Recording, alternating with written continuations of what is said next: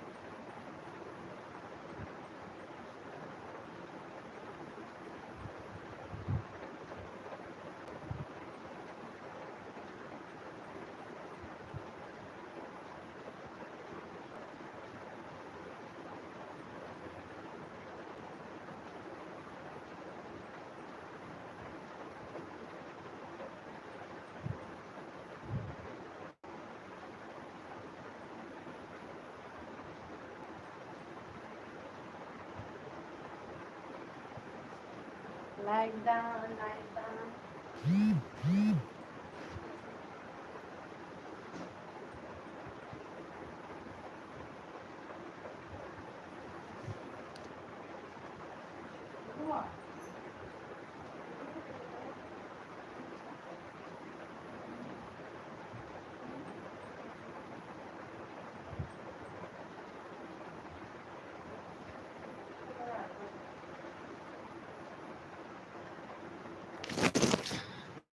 to like that kana lakise urbasi soibam first ai chebubi aina first ko thank you kadare hipam mi sum tannana robot ne amado changodro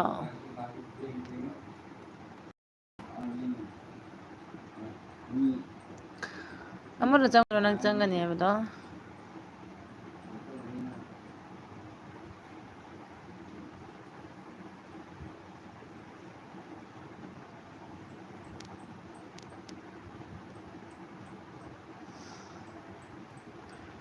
धीरे धीरे से मेरे दिल को चुराना basta lang kanano aya chebubi ni nai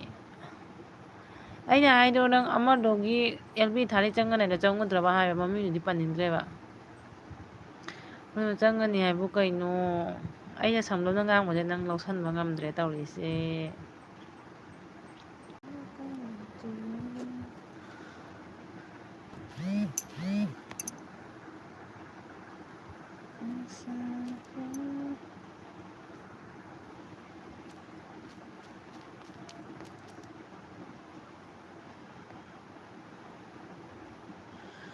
mi ahum lay like lamjan biramo comment tawnindraju on da thambiyo ꯑꯩꯍꯥꯛꯅ ꯌꯥꯝ ꯍꯔꯥꯎꯖꯒꯅꯤ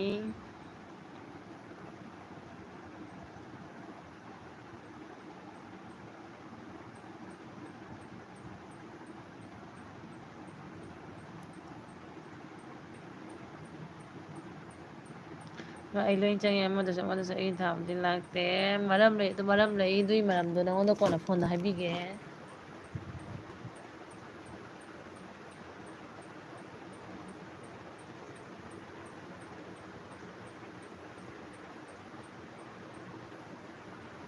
ꯏꯪꯕ꯭ꯔꯅꯦ ꯁꯅꯥ ꯍꯨꯃꯥꯡ ꯊꯣꯛꯏꯗꯨ ꯅꯁꯥ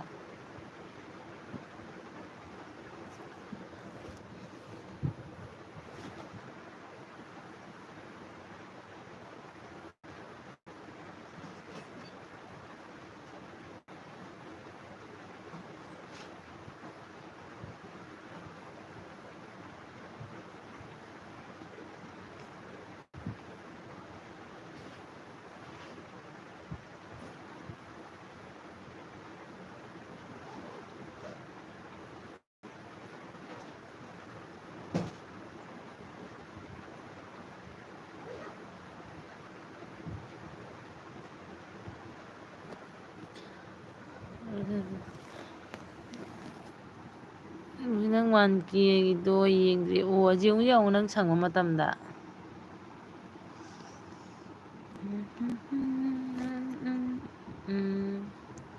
ꯃꯤ ꯑꯅꯤ ꯑꯍꯨꯝ ꯂꯩꯌꯦꯕ ꯃꯣꯏ ꯑꯦꯜꯕꯤꯗ ꯆꯪꯉꯗꯤꯅꯦ ꯅꯪ 1K ꯖꯔ ꯖꯔ ꯇꯧꯈꯤꯅꯤ ꯅꯪ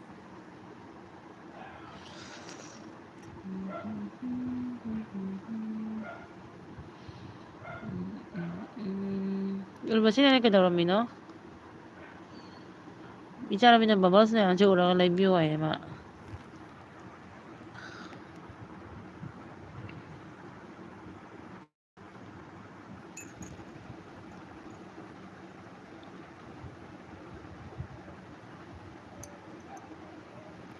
ꯔꯣꯁꯤ ꯑꯗꯨꯝ ꯑꯣꯟꯗ ꯂꯩꯌꯨꯀꯣ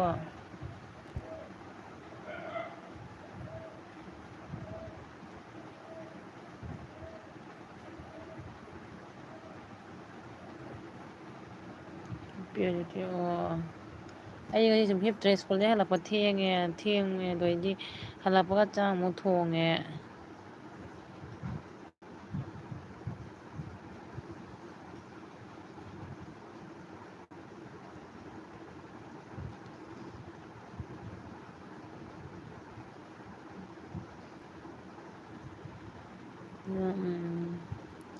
ꯄꯨꯡ 3:30 ꯃꯇꯝ ꯌꯧꯗ꯭ꯔꯤꯉꯩ ꯇꯧꯔꯤꯅꯦ ꯃꯤꯅ ꯆꯪꯅꯔꯛꯇ꯭ꯔꯤꯕ ꯑꯩꯅ ꯑꯗꯨꯝ ꯉꯥꯏꯕ ꯃꯇꯝꯗ ꯊꯥꯒꯠꯂꯕ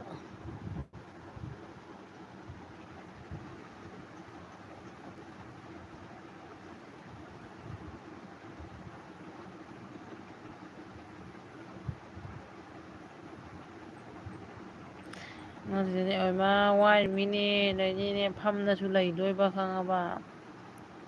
ꯐꯝꯗꯅ ꯁꯪꯗꯅ ꯂꯩꯗꯣꯏ ꯃꯤꯗꯣ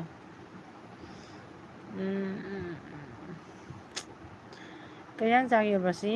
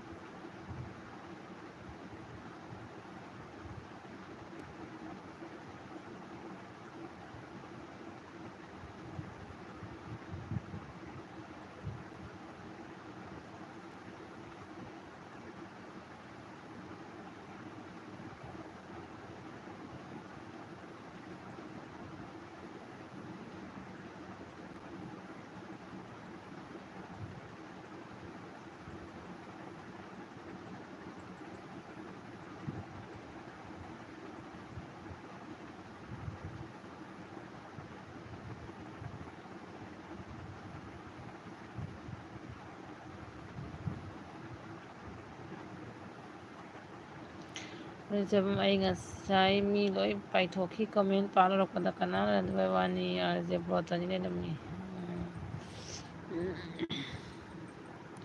ꯑꯗꯨꯅꯤꯗ ꯑꯩ ꯁꯥꯎꯅꯤꯡꯈ꯭ꯔꯦ ꯍꯥꯏꯗꯤꯅꯦ ꯀꯩꯅꯣꯗꯣ ꯑꯦꯜꯕꯤ ꯊꯥꯈ꯭ꯔꯦ ꯂꯥꯛꯑꯣ ꯁꯣꯝꯗ ꯑꯃꯨꯛ ꯆꯠꯂꯁꯤ ꯀꯥꯏꯅ ꯍꯥꯏꯔꯝꯕꯗꯨꯗꯤ ꯁꯥꯎꯅꯤꯡꯈ꯭ꯔꯦꯕ ꯃꯤ ꯂꯥꯛꯏꯉꯩꯅ ꯃꯤ ꯑꯦꯜ ꯕꯤ ꯊꯥꯕꯗ ꯑꯗꯨꯝ ꯅꯣꯇꯤꯐꯤꯀꯦꯁꯟ ꯂꯥꯛꯇꯣꯏꯅꯤ ꯀꯔꯤ ꯃꯊꯧ ꯇꯥꯒꯦ ꯃꯥ ꯑꯦꯜ ꯕꯤ ꯊꯥꯔꯛꯑꯦ ꯑꯗꯨ ꯑꯦꯜ ꯕꯤ ꯊꯥꯔꯛꯑꯦ ꯆꯠꯁꯤ ꯂꯥꯛꯑꯣ ꯑꯗꯨ ꯂꯥꯛꯑꯣ ꯍꯥꯏꯕꯒꯤ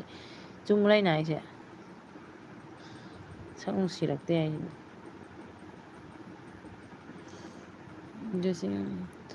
ꯗꯥꯒꯣꯟꯗꯤ ꯀꯔꯝꯕ ꯏꯁꯄꯦꯂꯤꯡ ꯍꯥꯏꯔꯛꯏꯁꯤꯅ ꯕꯅꯥꯟꯒ ꯄꯥ ꯉꯝꯗꯦ ꯑꯩ क्या बनाने जी मुझे तो पढ़ना ही नहीं आता है रे Yo hi hello yo are you Manipuri or what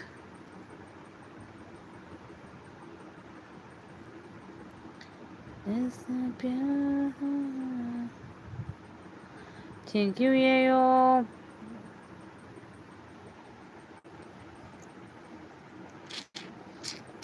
ꯑꯩ ꯁꯛꯁꯦ ꯎꯠꯂꯛꯀꯅꯨꯔꯥ ꯍꯥꯏꯌꯨ ꯁꯛꯁꯦ ꯊꯤꯕꯅꯤꯅ ꯏꯀꯥꯏꯖꯩ ꯎꯠꯄꯁꯨ ꯃꯌꯥꯝꯗ ꯃꯁꯤꯗꯣꯅꯤ ꯈꯪꯗꯦꯗ ꯃꯤꯁꯤꯡꯁꯦ ꯂꯣꯏ ꯆꯦꯟꯖ ꯑꯣꯏꯅꯔꯦ ꯃꯑꯣꯡꯅꯤ ꯍꯥꯟꯅꯒꯤ ꯑꯗꯨꯃꯥꯏꯅ ꯑꯣꯏꯗ꯭ꯔꯦ ꯑꯅꯧ ꯑꯅꯧꯕ ꯊꯣꯛꯂꯛꯄ ꯈꯔꯁꯤꯅ ꯖꯣ ꯅꯤꯡꯊꯧ ꯁꯥ ꯂꯩꯔꯦ ꯆꯦꯔꯤꯅ ꯍꯥꯏꯗꯣ ꯆꯨꯝꯃꯤꯕꯣ ꯑꯅꯧ ꯆꯪꯉꯛꯄꯁꯤꯅ ꯖꯣ ꯅꯤꯡꯊꯧ ꯁꯥ ꯂꯩꯔꯦ ꯍꯥꯏꯁꯤꯅꯤ ꯅꯪꯅ ꯍꯥꯡꯉꯛꯏꯗꯨꯗꯤ Bobby group ꯍꯥꯞꯄꯧꯅꯦ Bobby group ꯁꯦꯝꯃꯨꯅꯦ Bobby group ꯑꯗꯨ ꯇꯧꯅꯦ ꯕꯣꯕꯤ ꯒ꯭ꯔꯨꯞ ꯑꯗꯥ ꯇꯧꯅꯦ ꯂꯥꯁꯇꯅ ꯃꯣꯏ ꯃꯁꯦꯟꯗ ꯑꯃꯠꯇ ꯑꯣꯏꯈꯤꯕ ꯌꯥꯅꯤ ꯒ꯭ꯔꯨꯞꯇꯣ ꯑꯩꯈꯣꯏꯗꯅ ꯍꯥꯞꯄꯛꯇꯕꯩ ꯋꯥꯅꯤ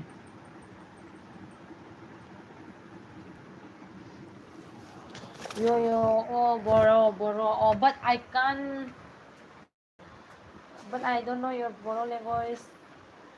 आप हिंदी तो हिंदी मालूम है क्या? यो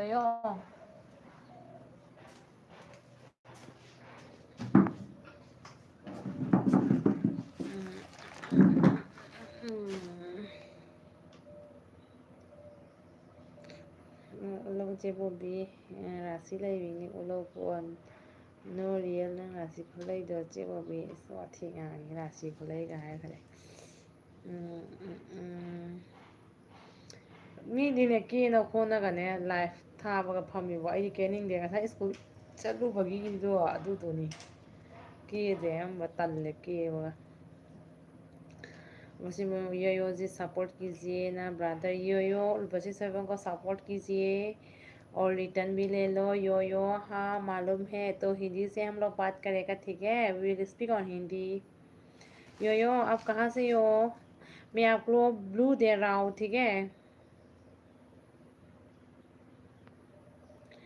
इब्राहिम हाय हेलो इब्राहिम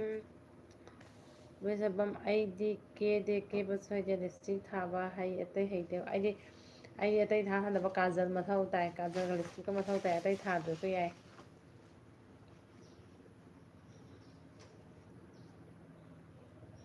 ꯑꯇꯩ ꯆꯪꯉꯛꯇꯦ ꯉꯁꯥꯏ ꯃꯤ 5 ꯂꯩꯔꯝꯃꯦ ꯑꯃꯨꯛ ꯖꯔ ꯖꯔ ꯍꯦꯟꯊꯈ꯭ꯔꯦ ꯀꯃꯥꯏꯅ ꯇꯧꯔꯤꯅꯣ ꯈꯪꯗꯦ ꯅꯪ ꯈꯪꯉꯤꯗꯨꯅꯤ ꯔꯤꯌꯦꯜꯗꯁꯨ ꯑꯣꯏꯗꯨꯅꯤ ꯑꯩꯁꯨ ꯅꯪꯗꯤ ꯃꯁꯛ ꯐꯖꯕꯅꯤꯅ ꯁꯤꯝꯄꯜ ꯂꯩꯔꯁꯨ ꯀꯥꯏꯗꯦ ꯅꯪꯗꯤ ꯃꯤꯁꯨ ꯉꯧꯕꯅꯤꯅ ꯃꯁꯛꯁꯨ ꯅꯨꯡꯁꯤꯕꯅ ꯉꯁꯤꯅ ꯑꯃꯨꯛ ꯀꯣꯏꯔꯛꯎꯅ ꯅꯣꯏ ꯅꯨꯄꯥꯒ ꯂꯥꯛꯑꯒ ये असम गुवाहाटी कोकराझार से हो यो आपका तो यूट्यूब चैनल है क्या Sharma sister hi hello Sharma sister thank you ꯑꯩ ꯂꯥꯏꯗ ꯆꯪꯉꯛꯄꯒꯤ शर्मा सिस्टर ꯅꯪ ꯉꯁꯤꯗꯤ ꯈꯔ ꯐ꯭ꯔꯤ ꯑꯣꯏꯕ꯭ꯔꯣ LB ꯊꯥꯔꯛꯑꯣꯗꯅ ꯅꯪ ꯉꯁꯤ Dorendra Singh nice to meet you thank you too much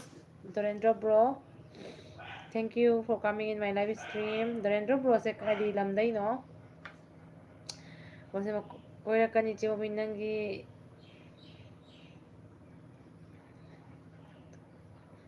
ꯅꯪꯒꯤ ꯈꯨꯅꯛ ꯇꯛꯅꯕ ꯂꯩꯕꯅꯤ ꯑꯩꯒꯤꯁꯨ ꯂꯩꯅꯤ ꯈꯨꯅꯤꯡ ꯇꯛꯅꯕ ꯂꯩꯕꯤꯅꯤ ꯑꯩ ꯑꯣ ꯅꯪ ꯈꯪꯉꯕ ꯈꯨꯅꯤꯡ ꯇꯛꯅꯕꯗꯣ ꯈꯪꯉꯕ ꯎꯔꯕꯁꯤꯅ उड़ा खुनिंग तक नवा ऊदो ये हाँ है ओ ठीक है शायद मैंने तो आपको कनेक्ट नहीं किया है शायद तो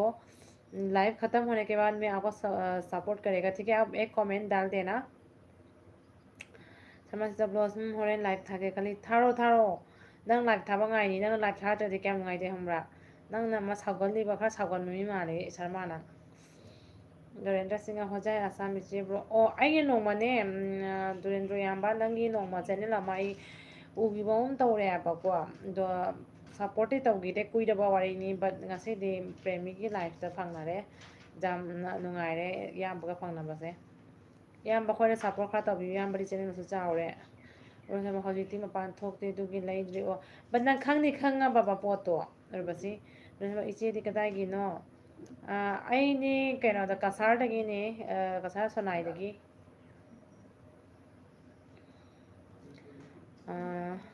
ꯗꯣꯔꯦꯟꯗ꯭ꯔꯣꯁꯦ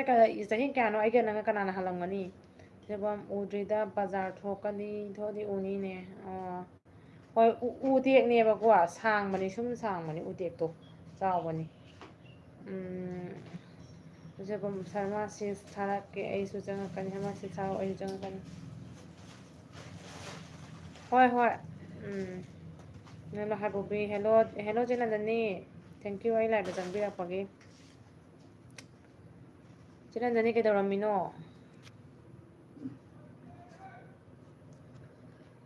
ꯁꯥꯎꯒꯟꯕ ꯃꯤꯁꯦ ꯃꯕꯨꯛ ꯆꯝꯕꯅꯦ ꯑꯩꯈꯣꯏꯁꯨ ꯁꯥꯎꯒꯜꯂꯤ ꯑꯗꯨꯏꯁꯨ ꯃꯤꯒꯤ ꯃꯇꯥꯡ ꯂꯩꯅꯀꯣ ꯆꯦꯅꯟꯗꯅꯤ ꯅꯪꯁꯨ ꯚꯤꯗꯤꯑꯣ ꯊꯥꯡꯒꯠꯂꯛꯎꯅꯦ ꯅꯪ ꯚꯤꯗꯤꯑꯣ ꯊꯥꯡꯒꯠꯄ ꯎꯗꯦꯅꯦ ꯑꯩ ꯁꯨꯃꯥꯏꯅ ꯅꯪꯁꯨ ꯂꯣꯏꯅ ꯃꯌꯥꯝ ꯆꯠꯆꯅꯤ ꯁꯃꯥꯖꯇ ꯁꯥꯎꯅꯤꯡꯕ ꯃꯥꯟꯕꯅꯤ ꯁꯥꯎꯗꯤ ꯁꯥꯎꯅꯒ ꯂꯩꯕ ꯉꯝꯗꯦ ꯗꯣꯔꯦꯟꯗ꯭ꯔ ꯁꯤꯡꯍ ꯁꯞꯄꯣꯔꯠ ꯇꯧꯕꯤꯌꯨ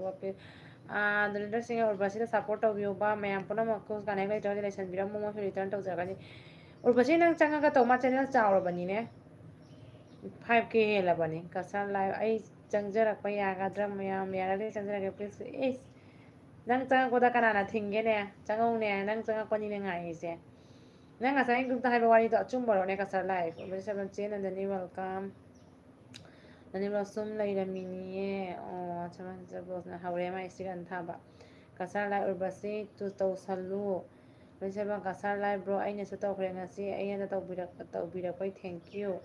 ꯁꯔꯃꯥ ꯁꯤꯁꯇꯔꯒꯤ ꯍꯧꯈ꯭ꯔꯦ ꯏꯁꯇꯤꯀꯔ ꯁꯔꯃꯥ ꯁꯤꯁꯇꯔ ꯑꯣꯟ ꯂꯩꯕꯀꯣ ꯅꯪꯅꯁꯨ ꯑꯣꯟ ꯂꯩꯗꯣꯏ ꯃꯤ ꯑꯐꯕ ꯑꯅꯤꯗꯤ ꯀꯥꯏꯅꯕ ꯌꯥꯗꯦ ꯗꯨꯔꯦꯟꯗ꯭ꯔꯣꯁꯤꯡ ꯑꯩ ꯄꯤꯛꯏ ꯑꯩ ꯂꯥꯛꯀꯅꯤꯀꯣ ꯋꯦꯜꯀꯝ ꯇꯧꯕꯤꯌꯨ ꯑꯩꯁꯨ ꯉꯁꯥꯏ ꯏꯀꯥꯏ ꯆꯪꯅ ꯃꯥꯒꯤꯗ ꯇꯧꯔꯨꯔꯤꯅꯤ ꯑꯅꯤꯝ ꯂꯩ ꯍꯦꯜꯂꯣꯔꯤꯕꯁꯤ ꯀꯁꯥꯔ ꯑꯆꯨꯝꯕꯅꯤ ꯍꯌꯦꯡꯗꯤ ꯃꯔꯨ ꯑꯃ ꯆꯥꯔꯨꯒꯦ ꯃꯔꯨ ꯆꯥꯕꯗꯤ ꯂꯥꯏꯔꯅ ꯈꯣꯡꯂꯛ ꯄꯨꯜ ꯑꯃ ꯊꯨꯗꯦꯡ ꯇꯥꯔꯗꯤ ꯌꯦꯡꯕꯒ ꯉꯝꯖꯔꯣꯏꯀꯣ ꯍꯦꯜꯂꯣ ꯁꯔꯃ ꯑꯥꯔꯕꯤ ꯃꯤꯛꯁꯔ ꯍꯦꯜꯂꯣ दीदी good evening RB mixer thank you मेरी लाइफ पर आने के लिए गुड इवनिंग यू टू समझ ऑफ नते ऑन आयो दावा यारोय ꯑꯣ ꯐꯔꯦ ꯀꯁꯥꯔ ꯃꯨꯟꯗꯕ ꯍꯦꯜꯂꯣ ꯏꯁ ꯀꯁꯥꯔ ꯃꯨꯟꯗ ꯏꯅꯥꯎꯅꯨꯄꯤꯁꯦ ꯉꯁꯤꯗꯤ ꯂꯥꯛꯑꯦ ꯅꯨꯡꯁꯤꯈ꯭ꯔꯦꯗ ꯏꯅꯥꯎꯅꯨꯄꯤꯁꯦ ꯉꯁꯤꯗꯤ ꯐ꯭ꯔꯤ ꯑꯣꯏꯔ ꯃꯥꯅꯦ ꯊꯥꯒꯠꯆꯔꯤ ꯏꯅꯥꯎꯅꯨꯄꯤ ꯑꯩꯒꯤ ꯂꯥꯏꯗ ꯂꯥꯛꯄꯩꯗꯃꯛ ꯀꯁꯥꯔ ꯃꯨꯟꯗ ꯀꯔꯤ ꯏꯟꯖꯥꯡ ꯆꯥꯔ ꯂꯥꯛꯏꯅꯣ ꯅꯪ ꯀꯔꯤ ꯆꯥꯅꯤ ꯑꯩꯈꯣꯏꯗ ꯂꯥꯛꯄꯁꯤꯗꯤ ꯀꯔꯤ ꯄꯤꯖꯧ ꯍꯥꯏꯅꯣ ꯉꯁꯥꯏ ꯃꯌꯥꯝ ꯂꯣꯏꯅ ꯁꯞꯄꯣꯔꯠ ꯇꯧꯅꯁꯤ ꯑꯩꯗꯤ ꯉꯁꯤꯅ ꯂꯣꯏꯕ꯭ꯔꯥ ꯈꯪꯗ꯭ꯔꯤ ꯍꯦ ꯀꯩꯒꯤ ꯂꯣꯏꯗꯣꯏꯅꯣꯍꯦ ꯀꯔꯤ ꯅꯪꯅ ꯀꯔꯤ ꯐꯠꯇꯕ ꯉꯥꯡꯉꯨꯔꯒꯦ ꯅꯪ ꯍꯥꯏꯌꯨꯅ ꯑꯩ ꯏꯊꯟꯇꯅ ꯊꯥꯡꯒꯠꯄ꯭ꯔꯥ ꯃꯌꯥꯝ ꯄꯨꯝꯅꯃꯛꯁꯨ ꯊꯥꯡꯒꯠꯂꯤꯁꯤꯗꯤ ꯍꯥꯏꯅ ꯑꯩ ꯏꯊꯟꯇꯒꯤ ꯆꯦꯅꯦꯜꯗ ꯊꯥꯡꯒꯠꯄ ꯎꯕ꯭ꯔꯥ ꯍꯥꯏꯅ ꯍꯥꯏꯌꯨꯅ ꯀꯁꯥꯔ ꯂꯥꯏꯐ चलो हेलो नंदनी आरबी सब कैसे हो दीदी जी मैं अच्छी हूँ आप कैसे हो आरबी आप कहाँ से हो नंदनी ब्लॉग्स दाराजी कई तौरे ꯑꯣ ꯗꯥꯔꯥꯖꯤꯠ ꯅꯪ ꯗꯥꯔꯥꯖꯤꯠ ꯀꯧꯔꯕꯅꯤꯅ ꯑꯩꯁꯨ ꯗꯥꯔꯥꯖꯤꯠ ꯀꯧꯔꯒꯦ ꯑꯩꯉꯣꯟꯗ ꯃꯌꯥꯝ ꯍꯜꯂꯝꯃꯅꯤ ꯃꯥꯅ ꯁꯔꯃꯥ ꯁꯤꯁꯇꯔ ꯀꯁꯥꯔ ꯁꯔꯃꯥꯗꯣ ꯀꯥꯏ ꯆꯠꯇꯣꯏꯅꯣ Sarma a busy man, a busy man. RB Mixer bro, new friend come back to back. New friend RB mixer के साथ सपोर्ट कर लीजिए और वो भी रिटर्न करेगा मस्तक भाई दीदी आप नोज ब्लोइंग करती हो आरबी मिक्सर वो आसाम से हूँ ओ कसा मनेता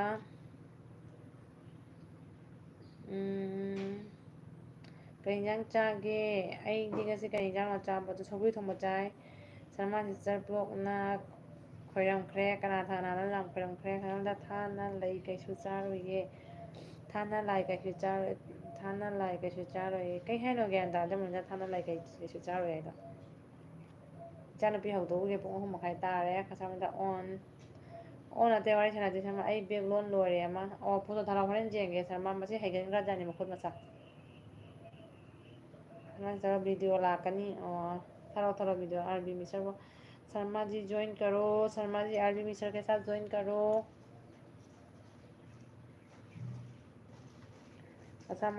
दा कसा लाइव करी इंजांग चांगे दा गुडी थोखरबो इथोबी इथोबी इथोबी कसा लाइव करी इंजांग चांगे इथोबी कसा फॉर लाइक मैम लाइक तौद्री कहीं लाइक तो साले चॉकलेट पिज्जा दोइनी है कसार दीदी जी कैसे हो जब अभी मेरा अभी मोनेटाइज हुआ है आप ज्वाइन करो और शर्मा मोनेटाइज तब यारबने ननिलो ओ चाक सारे दाराजी इथोबी मैं इथोबी मैं तो बांधोइने इथोबी ए उरबसे अइना हाइदा ngसाइना थेंना तुमगनु हाइद्रा नंग तुम पेबाइना ꯑꯩ ꯆꯤꯡꯈꯠꯂ ꯇꯨꯝꯃꯨꯏꯖꯦ ꯏꯆꯥ ꯅꯨꯄꯤꯅ ꯅꯪ ꯆꯥꯛꯆꯔ ꯒꯨꯗꯤ 7 ꯂꯥꯏꯛ ꯅꯪ ꯊꯦꯡꯛ ꯌꯨ ꯗꯥ ꯒꯨꯗꯤꯅ ꯍꯦꯛ ꯃꯥꯡꯒꯅꯨ ꯏꯆꯤꯛ ꯆꯤꯛꯑ ꯅꯪ ꯂꯩꯗꯤ ꯅꯨꯡꯉꯥꯏꯇꯦ ꯉꯁꯥꯏ ꯕꯣꯕꯣ ꯃꯣꯅꯤꯇꯥ ꯄꯥꯟ ꯏꯔꯣꯟꯕ ꯆꯥꯏꯅꯦ ꯁꯔꯃꯥꯏꯅ ꯆꯕ꯭ꯂꯣꯛ ꯀꯥꯏꯗꯩ ꯃꯣꯅꯤꯇꯥꯏꯁꯅꯣꯍꯦ ꯑꯩꯗꯤ ꯅꯪ ꯃꯣꯅꯤꯇꯥꯏꯁ ꯇꯧꯔꯦꯅ ꯈꯜꯂꯨꯔꯦ इथोबी इचानबी ट्यूशन में तल जाओ हदर कसा मोनिता मैं अच्छी हूँ ब्रो आप कैसे हो इथोबी इथोबी ओ इथोबी इथोबी ओ इथोबी गुडी से ꯅꯟꯗꯅꯤ ꯕ꯭ꯂꯣꯛ ꯁꯔꯃꯥ ꯂꯣꯏꯅ ꯀꯛꯈ꯭ꯔꯕꯣ ꯒꯨꯔꯗꯤꯁꯤꯡ ꯕꯣꯕꯤ ꯑꯩ ꯍꯧꯕꯗꯒꯤ ꯂꯩꯀꯣ ꯄ꯭ꯔꯣꯃꯤꯁ ꯂꯩꯌꯨ ꯊꯣꯛꯀꯥꯟꯗ ꯃꯦꯁꯦꯖ ꯁꯨꯝ ꯇꯧꯔꯛꯑꯣ ꯁꯨꯃꯥꯏꯅ ꯀꯛꯈ꯭ꯔꯦ ꯀꯩꯅꯣꯗ ꯑꯩꯁꯨ कसर लाए माई अच्छा मैं भी अच्छा हूँ असला जने शर्मा सौगꯠꯀꯅꯨ ꯅꯅꯤꯕꯨ ꯑꯩꯁꯨ ꯃꯥꯏꯅꯥꯁ ꯆꯥꯔꯦ ꯁꯥꯎꯅꯤꯡꯉꯁꯨ ꯎꯄꯥꯏ ꯂꯩꯇꯦ ꯏꯃꯥ ꯆꯦ ꯅꯅꯤ ꯅꯪ ꯆꯍꯤ ꯐꯥꯔꯕꯅꯦ 이거는 만우 만우 이게 너는 초콜릿 비자기 나와 있나 너네 초콜릿 마마는 미미 매한 매야 미기 매한 매야 한국 매한 매야 뻔도게라 뻔도게라 이자 thôi 나누 나누니 em 시네 짜오이네 성장 그냥 티에 빨리 숙제해 빨리 좀 빨리 좀 엄마 빨리 숙제해 지금 좀 태어나 지금 좀 태어나 나코네 매매매 아 시네 이거 살려서 너무 많아 나 나오고 나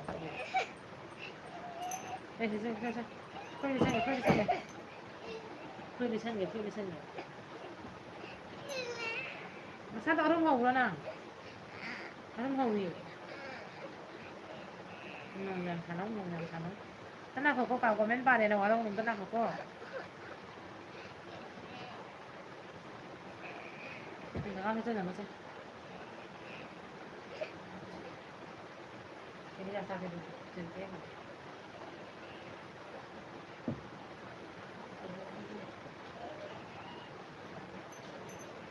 Kamu takut tak? Lagi. Putih takut tak? Putih takut tak?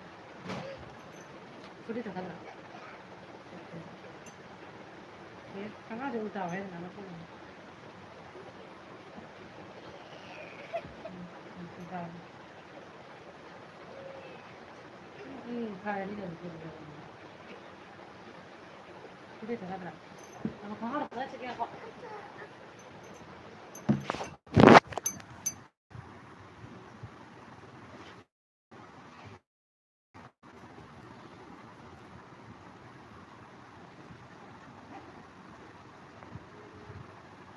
Mesela oni chebobi wari sana china on do aka sama jaba like dan chocolate piro dynamic chocolate se kaina sama sablo nani chahi phara bo ni phara le bobi o aya to ma to china nani na khona da baya de ai khona da bai man ta pi ge ai number do message taro urdu singa ai tum lo khige kai gi da ko de tum ya ra than tum ya bra jabam nandani ai lb thai marak ta la ko sum thegna di China nani urbasi ni LB tha bani do mai LB de support to biji ko me apuna sama se amukta loi kakpuro ni lo hoi urbasi sama se bo nani loi amukta kakpuro kena pro so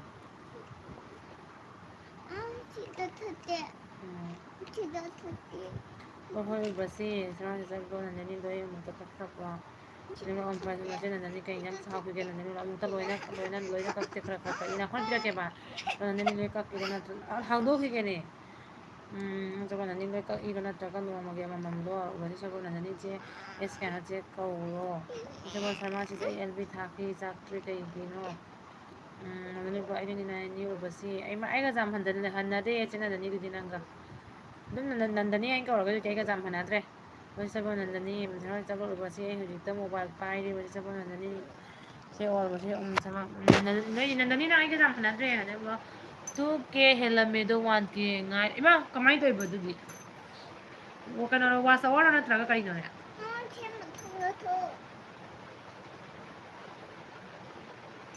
ꯁꯃꯥꯟ ꯕ꯭ꯂꯣꯁ Bobby ꯅꯪ ꯀꯌꯥꯅꯣ ꯆꯍꯤ ꯑꯩ 28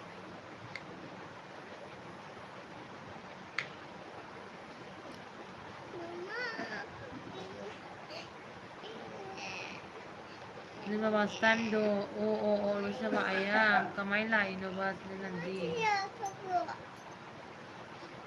kamay na kaino chinandani sini hito tayaro sinano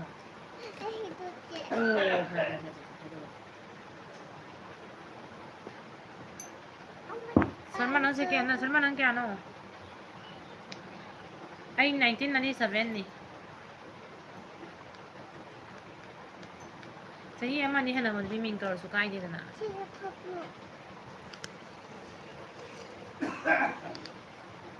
basti se malai sabi phare kai ni ngai tau ino ne kai ni ngai tau ino ai ni ro bosina na mo kan bijara ko do sama 1996 ne go ꯂꯣꯏꯅ ꯀꯛꯇꯣꯏꯅꯤ ꯍꯥꯏꯅꯦ ꯍꯦ ꯂꯣꯏꯅ ꯀꯛꯇꯕꯅꯤꯗ ꯑꯗꯨꯅ zero ꯐꯥꯎ ꯂꯥꯛꯄꯅꯦ ꯑꯩꯌꯥ ꯄꯥꯝꯃꯨꯏꯌꯦ ꯑꯗꯨꯗꯤ ꯄꯥꯝꯃꯨꯏꯌꯦ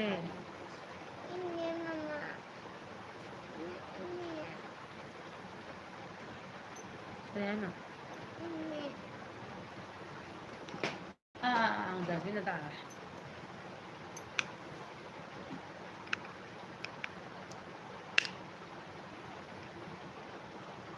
ꯍꯣꯏ ꯅꯟꯗꯅꯤ ꯀ꯭ꯂꯥꯁꯁꯦ ꯌꯥꯔꯅꯤ ꯍꯥꯏꯗꯕ ꯅꯟꯗꯅꯤꯁꯦ ꯑꯩꯈꯣꯏꯗꯩꯗꯤ ꯍꯜꯂꯝꯒꯅꯤ ꯃꯥ 29 ꯍꯥꯏꯁꯤꯗꯤ ꯌꯥꯝ ꯍꯟꯅꯗ꯭ꯔꯦꯗꯅ ꯑꯣꯏꯕꯁꯤ ꯁꯔꯕꯝ ꯀꯔꯤ ꯀꯔꯤ ꯆꯦꯟꯅꯒꯅꯤ ꯑꯣ ꯐꯥꯎ ꯍꯥꯏꯗꯤ ꯖꯤꯔꯣ ꯐꯥꯎ ꯍꯥꯏꯕ ꯖꯤꯔꯣ ꯐꯥꯎ ꯂꯥꯛꯀꯅꯤ ꯍꯥꯏꯕ ꯃꯥꯏꯁꯦ ꯁꯕꯁꯀ꯭ꯔꯥꯏꯕꯔꯗꯤ ꯂꯦꯡꯉꯣꯏ ꯅꯨꯡꯁꯥꯕ ꯍꯧꯔꯝꯃꯦ ꯏꯆꯦ ꯍꯧꯔꯦ ꯉꯁꯤꯗꯤ ꯑꯗꯨꯝ 3ꯗꯩ ꯍꯧꯔꯕ ꯅꯨꯡꯁꯥꯕ ꯎꯝ ꯅꯪ ꯇꯨꯏꯁꯟ ꯂꯥꯛꯇ꯭ꯔꯦꯅ ꯅꯨꯡꯁꯥꯕ ꯆꯦ ꯑꯅꯨꯒꯤ ꯂꯣꯏꯈ꯭ꯔꯕꯣ ꯆꯕꯣꯗꯣꯟꯆꯥ ꯎꯁꯥꯒꯤ ꯃꯆꯥꯅꯨꯄꯤꯗꯨꯒ ꯅꯪꯒ ꯀꯅꯥ ꯍꯜꯂꯤ ꯑꯣ ꯀꯩꯅꯣ ꯅꯟꯗꯅꯤꯗ ꯍꯪꯉꯤ ꯃꯥꯅꯦ ꯍꯤꯡꯉꯤꯁꯦ ꯀꯩꯒꯤꯅꯣ ꯅꯈ꯭ꯔꯦ ꯍꯦꯛꯇ ꯑꯃ ꯊꯛꯅꯕ ꯁꯥꯅ ꯑꯩꯅ ꯍꯜꯂꯤ ꯕꯦꯝꯕꯦꯝꯗꯣ ꯅꯁ ꯂꯣꯏꯈꯤꯗꯣꯔꯦ ꯑꯣ ꯑꯣ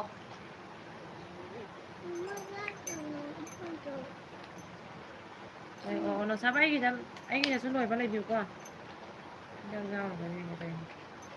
ꯑꯗꯨ ꯍꯥꯟꯅ ꯊꯛꯇꯣꯛꯑꯣ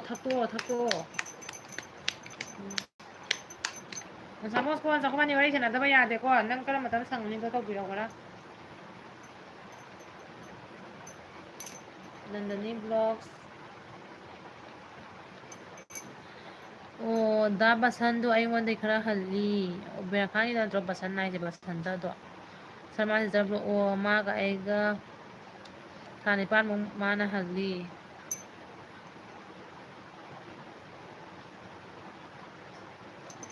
ꯊꯕꯛꯀꯣꯁ ꯑꯩꯗꯤ ꯌꯥꯎꯔꯗꯤ ꯂꯣꯏꯗ꯭ꯔꯤ ꯐꯥꯎꯅꯤ ꯀꯣꯃꯦꯟꯗꯤ ꯈꯪꯗꯦ ꯏꯆꯦ ꯑꯣ ꯑꯩꯉꯣꯟꯗꯁꯨ ꯂꯣꯏꯗ꯭ꯔꯤ ꯐꯥꯎ ꯌꯥꯎꯕꯤꯌꯨꯀꯣ ꯁꯥꯃꯟ ꯅꯪꯒꯤ ꯀꯃꯦꯟ ꯇꯧꯔꯛꯏꯕ ꯀꯩꯅꯣꯁꯤꯗꯤ ꯑꯥꯏꯗꯤꯁꯤꯗꯤ ꯆꯦꯅꯦꯜ ꯄꯥꯏꯕ ꯎꯗꯦ ꯑꯗꯣ ꯅꯪꯅ ꯉꯁꯥꯏ ꯑꯩꯉꯣꯟꯗ ꯊꯥꯔꯛꯄꯗꯨꯗꯤ ꯀꯔꯝꯕꯅꯣꯅꯦ ꯑꯗꯣ ꯑꯩꯉꯣꯟꯗꯁꯨ ꯍꯥꯏꯔꯛꯑꯣ ꯑꯩꯁꯨ ꯁꯞꯄꯣꯔꯠ ꯇꯧꯔꯛꯀꯦꯅꯦ ꯃꯁꯤꯗ ꯑꯣꯟꯂꯤ ꯑꯣ ꯕꯦꯝꯃ ꯑꯣ ꯕꯦꯝꯃ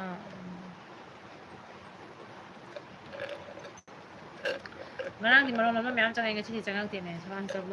ꯑꯩꯈꯣꯏ ꯃꯔꯤ ꯊꯣꯛꯄꯅꯤꯅ ꯕꯥꯃꯣꯟꯅꯤꯅ ꯊꯥ ꯑꯃꯇꯪ ꯍꯜꯂꯁꯨ ꯆꯦ ꯀꯧꯗꯣꯏꯅꯤꯅ ꯕꯁꯟꯇꯗꯣ ꯑꯣ ꯃꯥꯏ ꯗꯥꯏꯔꯦꯛ ꯇꯤꯌꯔꯁ ꯍꯥꯏꯅ ꯂꯩꯕꯗꯣ ꯑꯣ ꯑꯗꯨꯗꯤ ꯈꯪꯉꯦ ꯑꯗꯨꯗꯤ ꯑꯩꯅ ꯀꯅꯦꯛ ꯇꯧꯕꯅꯦ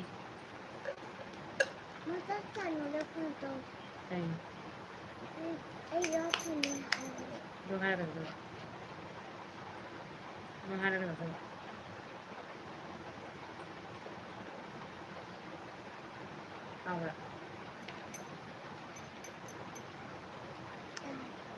ꯑꯣ ꯆꯪꯉꯦ ꯈꯔ ꯆꯪꯉꯦ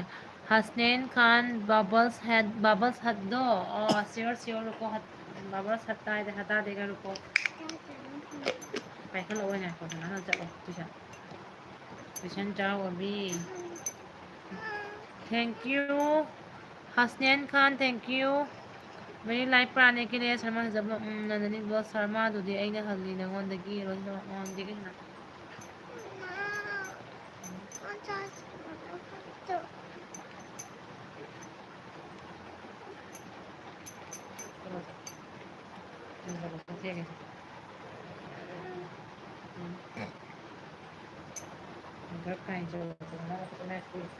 ꯅꯨꯡꯁꯤꯕꯤꯅꯤꯗ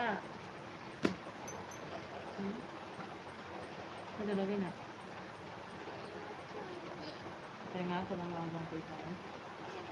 ꯑꯩ ꯑꯝꯇꯪ ꯑꯉꯥꯡꯁꯦ ꯊꯥꯗꯣꯛꯑꯒꯦ ꯂꯩꯔꯝꯃꯨ ꯁꯦ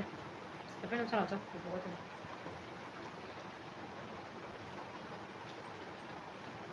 ꯂꯩꯕ ꯆꯠꯄꯦ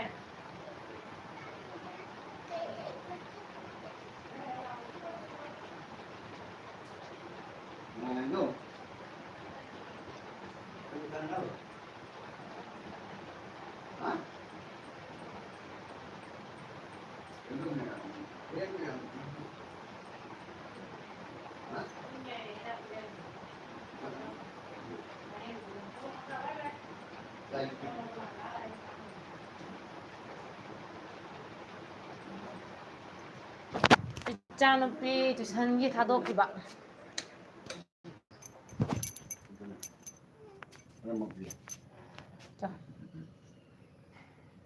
ꯃꯁꯥꯗ ꯅꯨꯡꯉꯥꯏꯇꯦ ꯁ꯭ꯀꯨꯜꯗꯩꯅꯤꯃ ꯃꯃꯥꯏꯒ ꯏꯪꯉꯤꯗ ꯐꯦꯟ ꯆꯥꯏꯗꯨꯗꯤ ꯐꯦꯟ ꯆꯥꯏꯅꯤꯗꯤ ꯐꯦꯟ ꯊꯥꯕ ꯀꯩꯗꯧꯔꯤꯅꯣ ꯃꯃꯥꯏꯒ ꯏꯪꯉꯤ ꯍꯥꯏꯕ ꯍꯣꯏ ꯍꯣꯏ ꯍꯣꯏ ꯕꯣꯜ ꯌꯥꯝ ꯆꯥꯎꯋꯤꯍꯦ ꯋꯥꯡꯉꯤꯅꯦꯍꯦ ꯏꯁꯤꯡ ꯁꯥꯟꯅꯕꯁꯤꯒ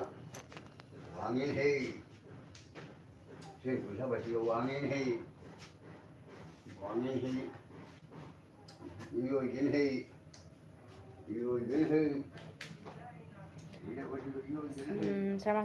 ꯅꯦꯡꯒꯣ ꯁꯔꯃꯥꯗꯨꯗꯤ ꯑꯩꯅ ꯍꯥꯏꯕꯅꯤ ꯅꯪꯉꯣꯟꯗ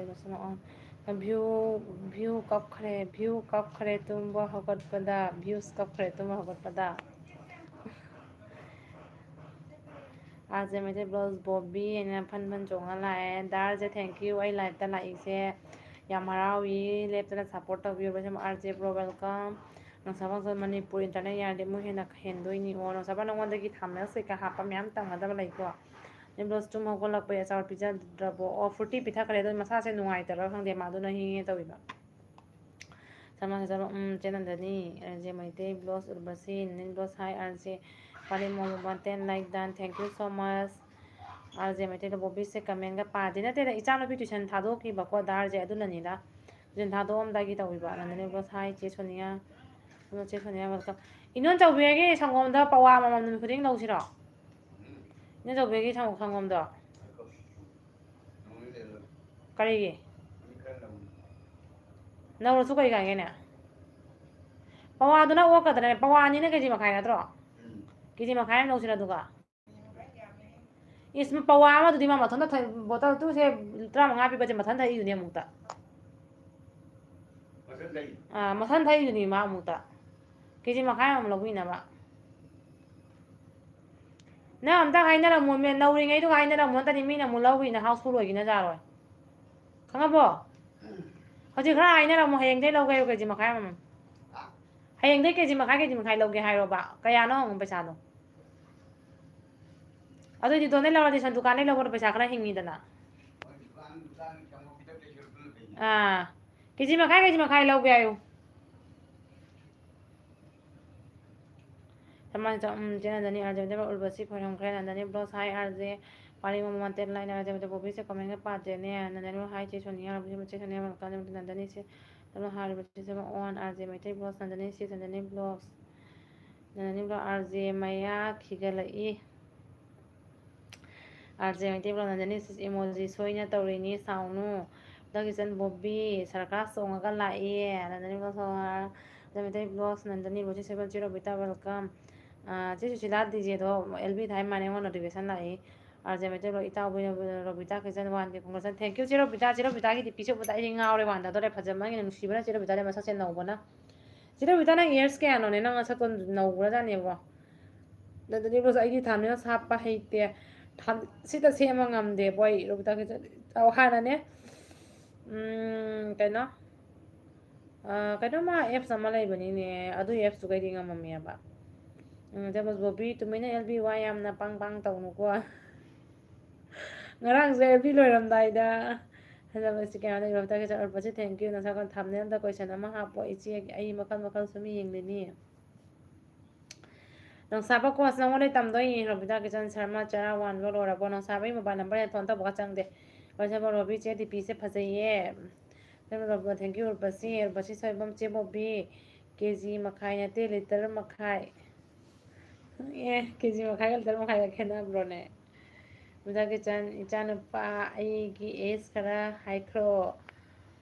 ꯁꯔꯃ ꯁꯤꯁꯇꯔ ꯔꯣꯕꯤ ꯆꯥꯗꯣꯏꯅꯤ ꯑꯩꯁꯨ ꯉꯥꯎꯔꯤꯃꯤꯅꯦ ꯏꯃꯥꯒꯤ ꯗꯤꯄꯤ ꯑꯩꯁꯨ ꯉꯥꯎꯔꯤꯃꯤ ꯏꯃꯥꯒꯤ ꯗꯤꯄꯤ ꯏꯆꯦ ꯕꯣꯕꯤ ꯍꯟꯗꯛꯀꯤꯁꯦ ꯏꯆꯥꯅꯨꯄꯥ ꯏꯇꯥꯎꯕꯤꯒꯤ 18 ꯑꯦꯖꯅꯤ ꯕꯣꯕꯤ ꯀꯔꯤꯒꯤꯅꯣ ꯑꯩ ꯋꯥꯊꯤ ꯉꯥꯡꯉꯦ 18ꯗꯤ ꯑꯣꯏꯔꯝꯃꯣꯏꯗ ꯃꯆꯥ 2 ꯁꯨꯔ 18 ꯀꯥꯏꯌꯦ ꯑꯗꯨꯅꯤ ꯕꯣꯁ ꯔꯣꯕꯤꯇꯥ ꯐꯖꯩꯌꯦ ꯗꯤꯄꯤꯗꯣ ꯁꯨꯖꯥꯇꯥ ꯕꯣꯁ ꯕꯣꯕꯤ ꯍꯥꯏ ꯑꯩꯈꯣꯏ ꯆꯦ ꯁꯨꯖꯥꯇꯥ ꯅꯨꯡꯁꯤꯕꯤ ꯆꯪꯉꯛꯑꯦ ꯊꯦꯡꯀ꯭ꯌꯨ ꯆꯦ ꯁꯨꯖꯥꯇꯥ ꯁꯔꯃ ꯕꯣꯁ ꯋꯦꯠ ꯕꯣꯕꯤ ꯅꯣꯡ ꯇꯥꯔꯦ ꯍꯣꯏ ꯅꯣꯡꯊꯤ ꯃꯪꯉꯤ ꯁꯔꯃ ꯎꯔꯕꯁꯤ ꯁꯣꯏꯕꯝ ꯏꯆꯦ ꯔꯣꯕꯤꯇꯥ ꯑꯩꯅ ꯅꯪ ꯈꯪꯗꯕꯩꯗꯣ ꯑꯗꯨꯗ ꯏꯇꯥꯎ ꯁꯨꯃꯥꯏꯅ ꯆꯠꯂꯣ ꯅꯦꯠ ꯌꯥꯗ꯭ꯔꯦ ꯑꯩꯒꯤ ꯍꯧꯒꯠꯂꯕ ꯅꯪꯒꯤ ꯅꯦꯠꯇꯣ ꯏꯕꯦꯝꯃ ꯕꯣꯅꯥꯁ ꯂꯥꯛꯄ ꯅꯪꯒꯤ ꯍꯣꯔꯦꯟ ꯊꯥꯕꯗ ꯌꯥꯖꯔꯣꯏ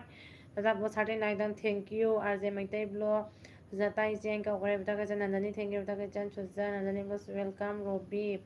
ꯁꯃꯣꯁ ꯏꯃꯥꯗꯤ ꯆꯍꯤ 40ꯒꯤ ꯂꯥꯟꯐꯝ ꯆꯪꯂꯛꯏꯅꯤ ꯑꯋꯣꯏꯕꯔꯅꯦ ꯆꯍꯤ 40ꯒꯤ ꯂꯥꯟꯐꯝꯗꯤ ꯃꯥꯟꯗꯦꯍꯦ ꯃꯁꯛꯇꯣ ꯄꯨꯔꯥ ꯑꯉꯥꯡ ꯃꯆꯥ ꯃꯥꯟꯕꯅꯦ ꯑꯩꯈꯣꯏꯅ ꯍꯦꯟꯅ ꯑꯍꯟ ꯃꯥꯟꯈ꯭ꯔꯦꯅꯦ ꯁꯇꯥꯕꯣꯁ ꯑꯥꯔꯖꯦ ꯍꯥꯏ ꯁꯇꯥꯕꯣꯁ ꯅꯟꯗꯅꯤ ꯁꯤꯁ ꯀꯔꯤ ꯏꯟꯖꯥꯡ ꯆꯥꯒꯦ ꯍꯥꯏꯈ꯭ꯔꯦ ꯁꯇꯥꯕꯣꯁ ꯔꯣꯕꯤ ꯇꯧꯖ ꯃꯥꯅꯤ ꯎꯔꯕꯁꯤ ꯀꯣꯕꯤ ꯄꯤꯔꯦ ꯊꯦꯡꯀ꯭ꯌꯨ ꯆꯆꯥ ꯃꯦꯝꯆꯥ ꯆꯆꯥ ꯃꯦꯝꯆꯥ ꯍꯟꯗꯛ ꯅꯪ ꯅꯣꯡꯃ ꯅꯤꯅꯤ ꯁꯪꯗ ꯃꯥꯅꯦ ꯎꯗꯦ ꯅꯠꯇ꯭ꯔꯥ ꯅꯣꯡꯃ ꯅꯤꯅꯤ ꯁꯪꯗ꯭ꯔꯅ ꯅꯟꯗꯅꯤ ꯕ꯭ꯂꯣꯁ ꯑꯥꯔꯖꯦ ꯑꯩ ꯎꯇꯤ ꯊꯣꯡꯕ ꯂꯤꯟꯗꯥꯁꯦ ꯎꯇꯤ ꯊꯣꯡꯕ ꯆꯥꯕ ꯍꯥꯎꯗꯣꯏꯅꯤ ꯇꯣꯏꯖꯟ ꯏꯆꯥ ꯅꯨꯄꯥꯗꯨꯗꯤ ꯂꯥꯛꯂꯦ ꯇꯁꯦꯡꯅ ꯕ꯭ꯂꯣꯁ ꯅꯟꯗꯅꯤ ꯎꯔꯕꯁꯤ ꯁꯣꯏꯕꯝ ꯆꯤꯔꯣꯕꯤꯇꯥ ꯔꯖꯦꯟꯗꯩ ꯕ꯭ꯂꯣꯁ ꯁꯔꯃꯥ ꯁꯤꯛꯁꯇꯤ ꯀꯔꯤ ꯏꯟꯖꯥꯡ ꯆꯥꯒꯦ ꯆꯥ 1K ꯀꯣꯡꯒ꯭ꯔꯦꯆꯨꯂꯦꯁꯟ ꯊꯦꯡꯀ꯭ꯌꯨ ꯇꯟꯖꯥ ꯃꯦꯝꯆꯥ ꯕꯇꯥꯀꯆꯟ ꯏꯁꯃꯣꯔ ꯗꯥꯔꯂꯤꯡ ꯑꯩꯅ ꯀꯧꯈ꯭ꯔꯦ ꯑꯥꯔꯖꯦ ꯃꯩꯇꯩ ꯕ꯭ꯂꯣꯛ ꯏꯆꯦ ꯕꯦꯝꯆꯥ ꯋꯦꯜꯀꯝ ꯍꯥꯏꯈ꯭ꯔꯦ ꯍꯥꯏ ꯁꯨꯖꯇꯥ ꯃꯔꯣꯟ ꯂꯣꯟꯕꯁꯤꯡꯁꯦ ꯉꯔꯥꯡꯗꯤ ꯃꯌꯥꯝ ꯒ꯭ꯔ ꯒ꯭ꯔ ꯒ꯭ꯔ ꯆꯪꯉꯝꯃꯤ ꯉꯁꯤꯗꯤ ꯀꯩꯗꯧꯈ꯭ꯔꯕ ꯈꯪꯗꯦꯅꯦ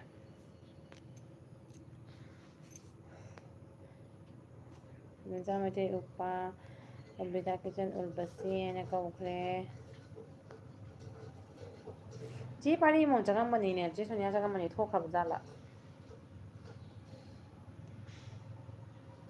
ꯕꯦꯝꯆꯥ ꯃꯩꯇꯩ ꯏꯁꯃꯣꯜ ꯗꯣꯅꯦꯁꯟ ꯆꯦ ꯕꯦꯝꯆꯥ ꯅꯟꯗꯅꯤ LB ꯊꯥꯕ꯭ꯔꯣ ꯁꯤ ꯅꯟꯗꯅꯤ ꯅꯨꯡꯉꯥꯏꯇꯦꯅꯦ ꯃꯥꯒꯤ ꯋꯥꯁ ꯇꯥꯏꯝꯗꯣ ꯂꯣꯏ ꯀꯛꯈ꯭ꯔꯦ ꯍꯥꯏꯅꯦ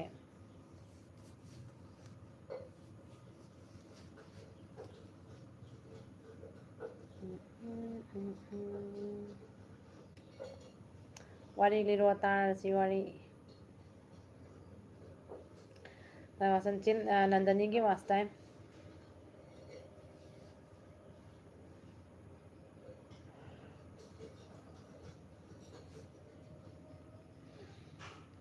ꯑꯥꯔꯖꯦ ꯃꯩꯇꯩ ꯕ꯭ꯂꯣꯛ ꯁꯥꯎꯟꯗꯣ ꯇꯞꯄꯤ ꯈꯔ ꯚꯣꯂ꯭ꯌꯨꯝ ꯑꯞ ꯇꯧ ꯕꯣꯕꯤ ꯑꯌꯥ ꯇꯥꯗ꯭ꯔꯅꯦ ꯗꯥ ꯒꯨꯔꯗꯤꯞ ꯊꯣꯛꯈ꯭ꯔꯕꯣ ꯃꯥ ꯀꯩꯒꯤꯅꯣ ꯃꯥꯡꯈ꯭ꯔꯤꯁꯦ ꯅꯟꯗꯅꯤ ꯕ꯭ꯂꯣꯁ ꯃꯍꯨꯝ ꯊꯥꯗꯦ ꯔꯣꯕꯤꯇꯥ ꯕꯦꯝꯆꯥ ꯃꯩꯇꯩ ꯀꯅꯥꯒꯤꯅꯣ ꯍꯥꯏꯗꯤ ꯀꯩ ꯍꯥꯏꯅꯣ ꯒ꯭ꯌꯥꯟ ꯇꯥꯗ꯭ꯔꯦ ꯕꯦꯝꯆꯥ ꯕꯕꯤꯇꯥ ꯀꯤꯆꯟ ꯅꯟꯗꯅꯤ ꯀꯃꯥꯏꯅ ꯅꯁꯥꯕꯀꯣ ꯏꯆꯦ ꯕꯣꯕꯤ ꯏꯃꯥ ꯅꯣꯏ ꯚꯤꯗꯤꯑꯣ ꯇꯦꯛꯁ ꯑꯃꯇ ꯍꯥꯞꯇꯦ ꯌꯥꯝ ꯄꯥꯝꯃꯨꯏ ꯑꯩ ꯑꯣ ꯅꯈꯣꯏꯅꯦ ꯍꯥꯞꯈꯤꯕ ꯚꯤꯗꯤꯑꯣ ꯃꯌꯥꯝ ꯚꯤꯗꯤꯑꯣꯗꯣ ꯀꯝ ꯁꯦꯝꯕ ꯌꯥꯒꯗ꯭ꯔꯣ ꯚꯤꯗꯤꯑꯣ ꯇꯦꯛꯇꯣ ꯇꯧꯕ ꯌꯥꯒꯗ꯭ꯔꯣ ꯔꯣꯕꯤꯇꯥ ꯀꯤꯆꯟ ꯑꯣ ꯅꯟꯗꯅꯤ ꯑꯣꯀꯦ ꯏꯆꯥ ꯅꯨꯄꯥ ꯕꯦꯝꯆꯥ ꯁꯨꯠꯇ ꯑꯩ ꯒꯨꯍꯥꯇꯤꯗ ꯇꯧꯔꯤ ꯁꯨꯠꯇ ꯑꯩ ꯒꯨꯍꯥꯇꯤꯗ ꯇꯧꯔꯤ ꯍꯥꯏꯁꯦ ꯀꯩ ꯍꯥꯏꯅꯣ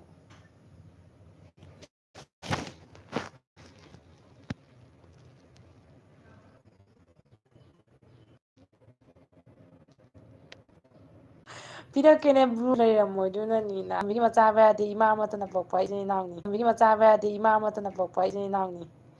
ꯃꯤ ꯆꯥꯛꯀꯧꯕꯤꯅꯤ ꯍꯥꯏꯅꯤ ꯑꯩꯒꯤ ꯁꯅꯥ ꯃꯣꯍꯣꯔ ꯑꯃ ꯇꯧꯕꯤꯅꯤ ꯍꯥꯏ ꯃꯤꯗꯥꯜꯁꯤꯅ ꯃꯤꯁ ꯀꯕꯤꯌꯥ ꯂꯥꯏꯛ ꯊꯦꯡꯀ꯭ꯌꯨ ꯃꯤꯁ ꯀꯕꯤꯌꯥ ꯃꯆꯥ ꯃꯩꯇꯩꯅꯦꯠ ꯍꯥꯏ ꯏꯆꯦ ꯑꯁꯥ ꯊꯦꯡꯀ꯭ꯌꯨ ꯑꯩꯒꯤ ꯂꯥꯏꯞꯇ ꯆꯪꯉꯛꯄꯒꯤꯗꯃꯛ ꯑꯥꯔꯖꯦ ꯑꯇꯣꯝꯕꯤ ꯃꯆꯥ ꯑꯣꯏꯈ꯭ꯔꯦ ꯅꯠꯇꯦ ꯑꯍꯟꯒꯤ ꯃꯆꯥꯅꯤ ꯎꯄꯥ ꯁꯦꯝꯕ ꯌꯥꯏ ꯏꯟꯁꯥꯡ ꯇꯧꯒꯗꯕꯅꯤ ꯀꯃꯥꯏꯅ ꯇꯧꯗꯣꯏꯅꯣ ꯑꯩꯈꯣꯏꯗꯤ ꯍꯩꯇꯕꯅꯤꯅ ꯅꯣꯡꯁꯥ ꯃꯔꯛꯅ ꯇꯥꯛꯄꯤ ꯇꯥꯏꯅ ꯍꯥꯏꯗꯤ ꯍꯩꯔꯁꯨꯅꯦ ꯇꯥꯛꯅꯤꯡꯗꯕ ꯃꯤ ꯃꯌꯥꯝꯁꯨ ꯂꯩꯔꯤꯅꯦꯕꯀꯣ ꯑꯗꯨ ꯑꯣꯏꯔꯁꯨ ꯁꯨꯃꯥꯏꯅ ꯅꯪꯅ ꯈꯪꯅꯅꯦ ꯅꯁꯥ ꯃꯊꯟꯇ ꯈꯪꯖꯕ ꯅꯠꯇꯅ ꯃꯤꯉꯣꯟꯗꯁꯨ ꯃꯤꯒꯤ ꯑꯐꯕ ꯑꯣꯏꯍꯟꯅꯤꯡꯗꯅ ꯁꯨꯃꯥꯏꯅ ꯁꯤꯌꯔ ꯇꯧꯔꯛꯄꯁꯦ ꯌꯥꯝ ꯐꯩꯀꯣ ꯅꯪꯅ ꯊꯝꯃꯣꯏꯁꯦ ꯊꯥꯒꯠꯅꯤꯡꯉꯥꯏ हेलो बेबी जी हेलो हेलो मिस कबिया नया फ्रेंड लोग के साथ करने कर दीजिए अजय मते ब्लॉग आशा 6 हाय एलबीबू थारब ꯑꯩꯒꯤ ꯅꯦꯠꯁꯦ ꯍꯧꯔꯛꯑꯅꯦꯕ ꯕꯦꯝꯆꯥ ꯃꯩꯇꯩꯅ ꯍꯥꯏ ꯍꯥꯏꯈ꯭ꯔꯦ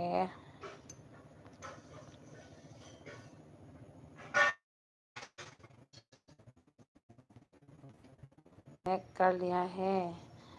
कर लेता दीजिए मिस कबिया उर्वशी ने आपको कनेक्ट कर दिया है बोला था आप भी रिटर्न करो 24 आवर्स के बाद रिटर्न करेगा तो भूल जाएगा अभी अभी कर दो रिटर्न ऐसा ब्यूटी आरजे हाय मुझे ऐसा ब्यूटी वेलकम ꯑꯩ ꯊꯛꯄꯤꯒꯦ ꯂꯩꯔꯝꯃꯨ ꯕꯣꯕꯤ ꯁꯤꯜꯆꯔꯗ ꯑꯩ ꯊꯛꯄꯤꯒꯦ ꯂꯩꯔꯝꯃꯨ ꯕꯣꯕꯤ ꯁꯤꯜꯆꯔꯗ ꯁꯤꯜꯆꯔꯗ ꯂꯩꯇ꯭ꯔꯁꯨ ꯗꯥꯏꯔꯦꯛ ꯌꯨꯝꯗ ꯑꯣꯏꯅ ꯆꯪꯉꯣ ꯗꯥꯔꯁꯦ ꯑꯁꯥ ꯕ꯭ꯌꯨꯇꯤ ꯄꯥꯔꯂꯔ ꯅꯦꯠ ꯅꯦꯠ ꯆꯠꯄꯤꯅꯦ ꯑꯩꯅ ꯃꯌꯥꯝ 69 ꯊꯦꯡꯛ ꯌꯨ ꯅꯟꯗꯅꯤ ꯕ꯭ꯂꯣꯁ ꯍꯥꯏ ꯑꯆꯥ ꯍꯜꯂꯣ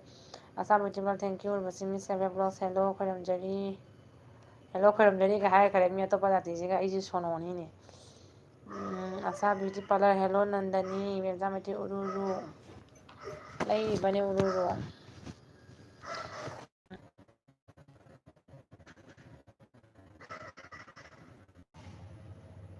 ꯍꯧꯔꯦ ꯑꯩꯒꯤ ꯅꯦꯠꯁꯦ ꯍꯧꯔꯦ ꯑꯩꯒꯤ ꯅꯦꯠꯁꯦ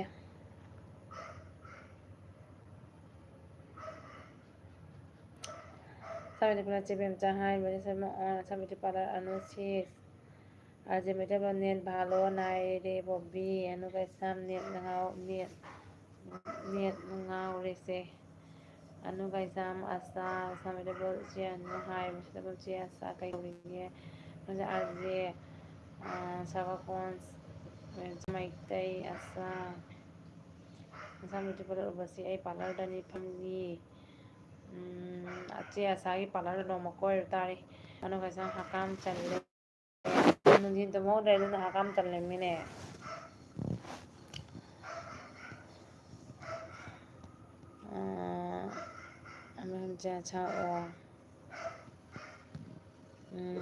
ꯅꯦꯠ ꯃꯩ ꯍꯧꯔꯦ ꯑꯩ ꯀꯩ ꯍꯥꯏ ꯅꯦꯠ ꯆꯠꯄꯗꯤ ꯀꯩꯗꯧꯕꯤꯔꯣ ꯍꯥꯏ ꯒ꯭ꯌꯥꯟ ꯇꯥꯗ꯭ꯔꯤꯁꯦ ꯀꯩꯒꯤꯅꯣ ꯃꯤ ꯃꯃꯥꯟꯅꯕ ꯋꯥꯖꯥꯡ ꯉꯥꯡꯅꯔꯤꯁꯦ ꯀꯩꯒꯤꯅꯣ ꯗꯥ ꯁꯤꯇꯜ ꯄ꯭ꯔꯤꯌꯥꯡꯀꯥ ꯄꯤꯟꯇꯨ ꯀꯨꯀꯤꯃꯣꯁ ꯍꯦꯜꯂꯣ ꯑꯦꯕ꯭ꯔꯤꯋꯥꯟ ꯍꯥꯏꯈ꯭ꯔꯦ ꯄ꯭ꯔꯤꯌꯥꯡꯀꯥꯅ ꯕꯣꯜ ꯂꯩꯌꯦ hello everyone thank you Priyanka welcome ꯆꯃꯔꯤ ꯇꯨꯝꯅꯤꯡꯉꯤꯅꯤꯅꯦ ꯑꯩꯁꯨ ꯃꯤꯠꯁꯦ ꯌꯥꯗ꯭ꯔꯦ ꯁ꯭ꯀꯨꯜꯗꯩ ꯍꯜꯂꯛꯄꯗꯒꯤ ꯆꯥꯛ ꯌꯦꯟꯁꯥꯡ ꯊꯣꯡꯉꯦ ꯑꯗꯩ ꯇꯨꯝꯗ꯭ꯔꯦ ꯍꯦꯜꯂꯣ ꯅꯟꯗꯅꯤ ꯕ꯭ꯂꯣꯛ ꯑꯁꯥ ꯑꯩꯒ ꯀꯥꯅꯦꯛ ꯂꯩꯕ꯭ꯔꯣ ꯑꯁꯥ ꯆꯦ ꯅꯟꯗꯅꯤꯒ ꯀꯥꯅꯦꯛ ꯂꯩꯇ꯭ꯔꯗꯤ ꯇꯧꯁꯟꯕꯤꯔꯝꯃꯣ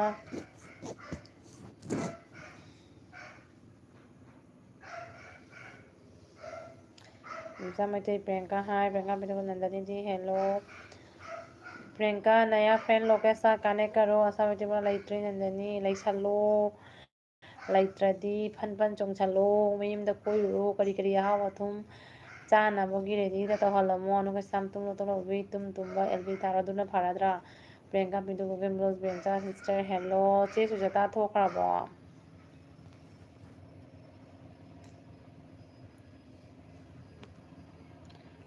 ꯁꯥꯏ ꯄ꯭रिꯌंका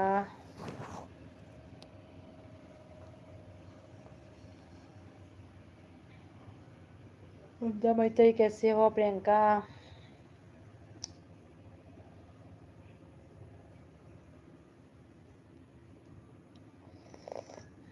Priyanka Bittu cooking world join साथ ज्वाइन करो प्रियंका बिट्टू कुकिंग ठीक है प्रियंका बिट्टू कहाँ से हो आप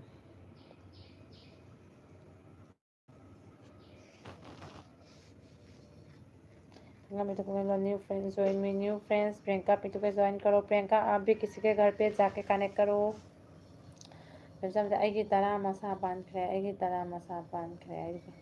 ꯀꯩ ꯍꯥꯏꯅꯣꯅꯦ ꯑꯩꯒꯤ ꯇꯔꯥ ꯃꯁꯥ ꯄꯥꯟꯈ꯭ꯔꯦꯕꯣ ꯆꯦ ꯔꯣꯕꯤ ꯊꯣꯛꯈ꯭ꯔꯖꯥꯠꯂꯣ कैसा से बेचा दुकानदारों प्रियंका झारखंड और बहुत दूर है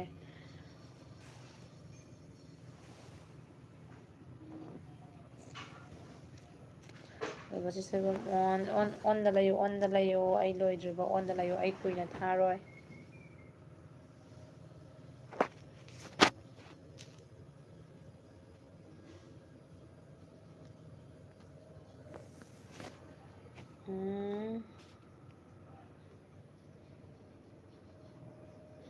बेंजामिन चत्री अनुभवी चलनी पिंका पिंटू बस आप कहाँ से हो मैं तो आसाम से हूँ सिलचर से समझ अयाम्बा सहित कायदे लेख्रे अयाम्बा सहित मांख्रे मा कनानम थादोगा चेनख्रे ऑन सिक्स ऑन ब्रो बेंका बिद कुकिंग ब्लॉग्स और बसी सिक्स वेलकम ऑन द लाइको ऑन द लाइयो Nagsawa ko once sak fazadro ꯃꯌꯥꯡ ꯑꯁꯤꯕꯤ ꯃꯥꯜꯂꯝꯃꯅꯤ अनु का शाम से भी जाओ और प्रियंका पिंटू को ब्लॉस आरजे भाई रिटर्न नहीं किया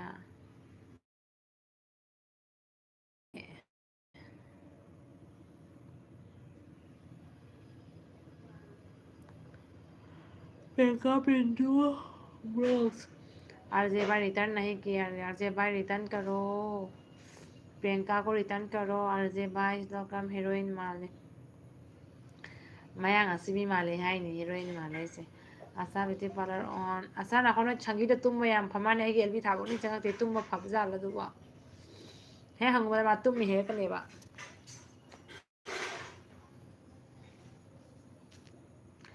आशा ब्यूटी पार्लर मेकअप ब्रश की मतंग खंगमिनसी चे आशादगी खंगदबा वीडियो याम लेरे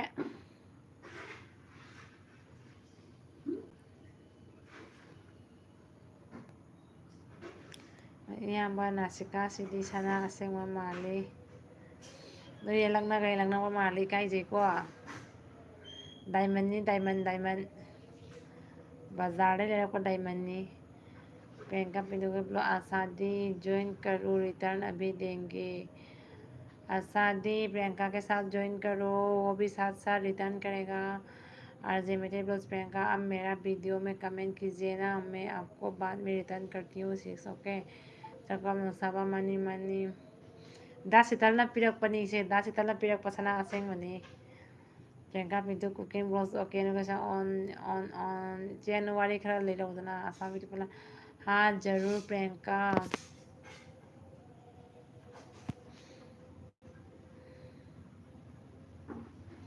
अई वारे ऑन द लाइको आशादी वांगांग बदा वाराबोना आरजे मेदम आशा चीज करें जंग चागे वसी सेबम प्रियंका पिंटू आप रसगुल्ला वीडियो पे दान प्रियंका पिंटू ब्लॉक कर दिया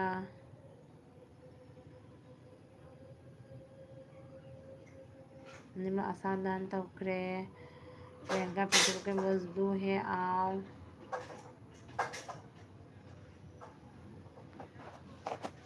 मीठे जाम उड़े प्रियंका ब्लॉग ओके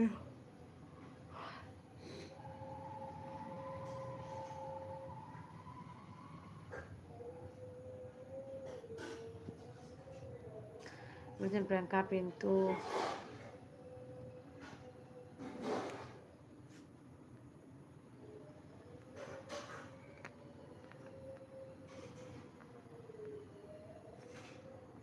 मोंग तौगे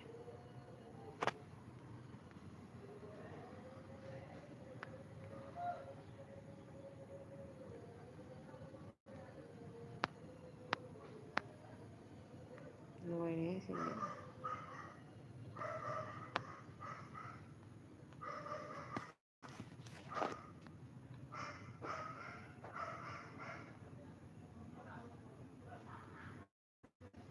मुझे प्रियंका पिंटू हान सर इसे आशा ब्यूटी होरो मेकअप की वीडियो तो रिव्यूज ला करनी मुझे वो भी हाँ काम चले प्रियंका पिंटू बच्चे फेस आती हम रुझावा को वाइटी द फिल्टर याउदा बनी वो भी मते फिल्टर गेंदे मो नाइदी भूत की ऑन बेगा लेब्रा काइने थीरे मी दाइसु sak thira mani nei kai jare duna baba sapena ya Priyanka Pinto to akra 1k oibagi kai pija doina 1k oibagi lisa banga thonga pijani tamate ai dukan gi laisan lage hoi jabem cha ngasidi minute hours jam phangadaba mande ngarang yam phangi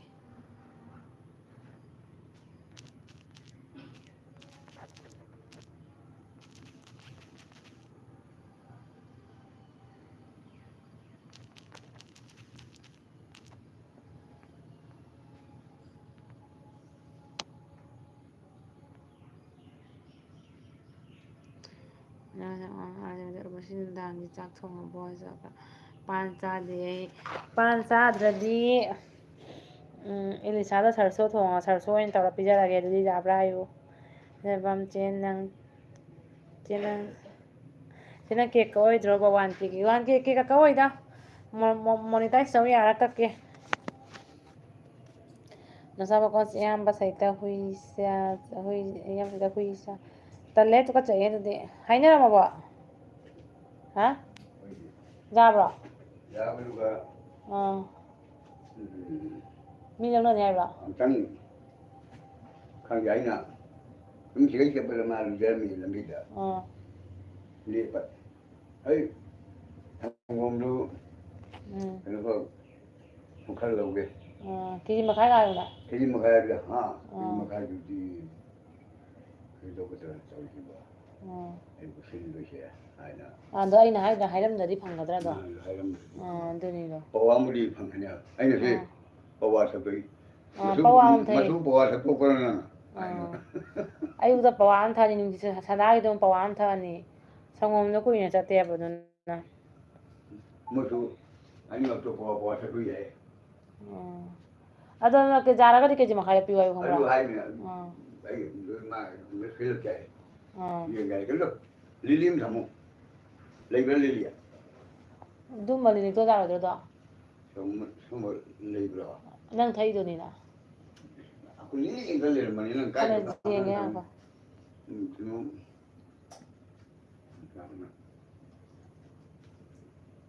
ꯀꯩ ꯄꯩꯁꯥ ꯀꯌꯥꯅꯦꯒꯦ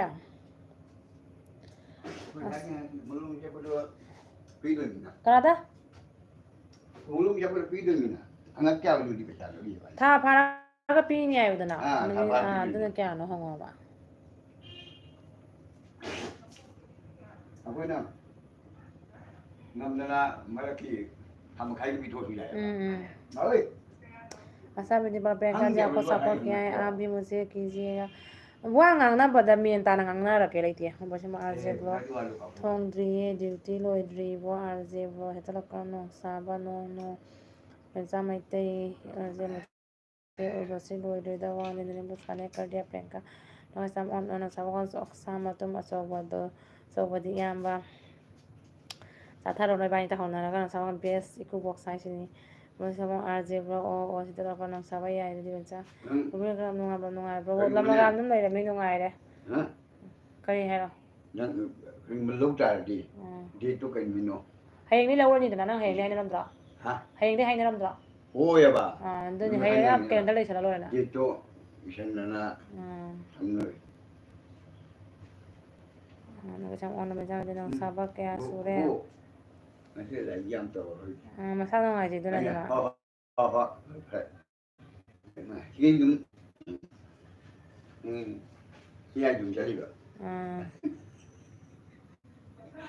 ꯃꯁꯥ ꯅꯨꯡꯉꯥꯏꯖꯔꯕ ꯌꯥꯝ ꯅꯨꯡꯉꯥꯏ ꯋꯥꯔꯤꯁꯨꯅꯕ ꯃꯅꯥ ꯈꯔ ꯇꯥꯊꯤꯕ ꯑꯗꯨꯅ ꯀꯟ ꯉꯥꯡꯉꯤꯅꯤ ꯃꯣꯕꯥꯏꯜꯗꯣ ꯀꯩꯗꯧꯔꯦ ꯀꯔꯤ ꯌꯥꯏ ꯄꯩꯁꯟꯗꯨꯕꯩꯗꯤ ꯑꯃꯨꯛ ꯀꯩꯗꯧꯔꯦ ꯊꯣꯏꯕꯤ ꯃꯣꯕꯥꯏꯜꯅ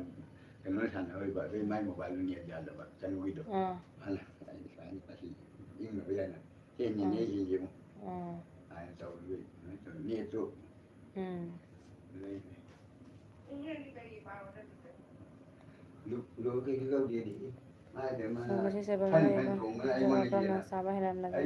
ꯍꯜꯂꯝꯂꯒꯦꯀꯣ ꯅꯪꯁꯥꯕ ꯀꯥꯏ ꯀꯥꯏ ꯆꯠꯀꯦ ꯍꯥꯏꯅꯣ ꯎꯔꯕꯗꯤ ꯀꯥꯏꯒꯤꯅꯣ ꯎꯔꯕꯁꯤ ꯀꯩ ꯄꯤꯀꯥꯆꯨ ꯂꯥꯛꯑꯦ ꯏꯁꯄꯤꯁꯦꯜ ꯕ꯭ꯔꯣ ꯂꯥꯛꯑꯦ ꯎꯔꯕꯁꯤ ꯁꯣꯏꯕꯝ ꯅꯟꯗꯅꯤ ꯆꯦ ꯑꯩ ꯁꯣꯅꯥꯏꯒꯤ ꯅꯟꯗꯅꯤ ꯕꯣꯁ ꯕꯣꯕꯤ ꯐꯤꯜꯇꯔ ꯍꯥꯞꯄꯁꯨ ꯌꯥꯕ꯭ꯔꯣ ꯍꯥꯏꯗꯤ ꯑꯗꯣ ꯐꯤꯜꯇꯔ ꯍꯥꯞꯄꯒ ꯐꯤꯜꯇꯔ ꯍꯥꯏꯗꯣꯏꯔꯥ ꯀꯩ ꯍꯥꯏꯗꯣꯏꯅꯣ ꯈꯪꯗꯦꯗ ꯃꯌꯥꯝꯅ ꯍꯝꯅꯕꯗꯨꯅꯤ ꯑꯩꯒꯤ ꯐꯣꯟ ꯂꯥꯛꯂꯝꯕ ꯑꯣ ꯅꯪ ꯊꯤꯔꯤꯃꯤꯅꯦ ꯆꯦ ꯁꯣꯅꯤꯌꯥ ꯑꯩꯅ ꯉꯁꯥꯏꯗꯤ ꯑꯥꯔꯖꯦ ꯃꯩꯇꯩ ꯃꯆꯥ ꯎꯔꯕꯁꯤ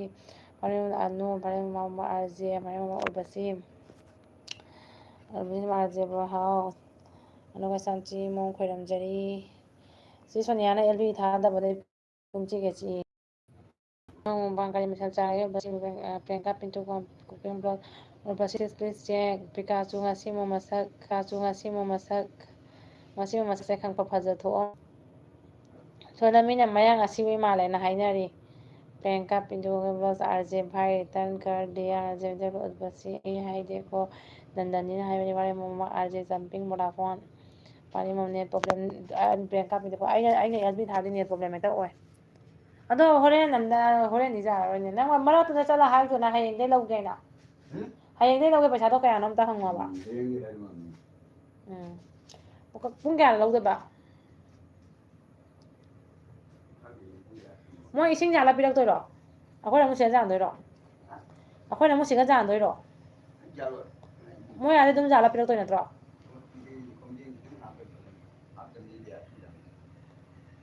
ꯑꯣ ꯈꯣꯝꯖꯦꯟ ꯈꯤꯇꯪ ꯍꯥꯞꯄ ꯑꯣꯏꯔꯗꯤ ꯑꯩꯈꯣꯏ ꯏꯁꯤꯡ ꯌꯥꯟꯁꯤꯜꯂꯣꯏꯗ꯭ꯔꯣ ꯑꯗꯨꯑꯣꯏꯗꯤ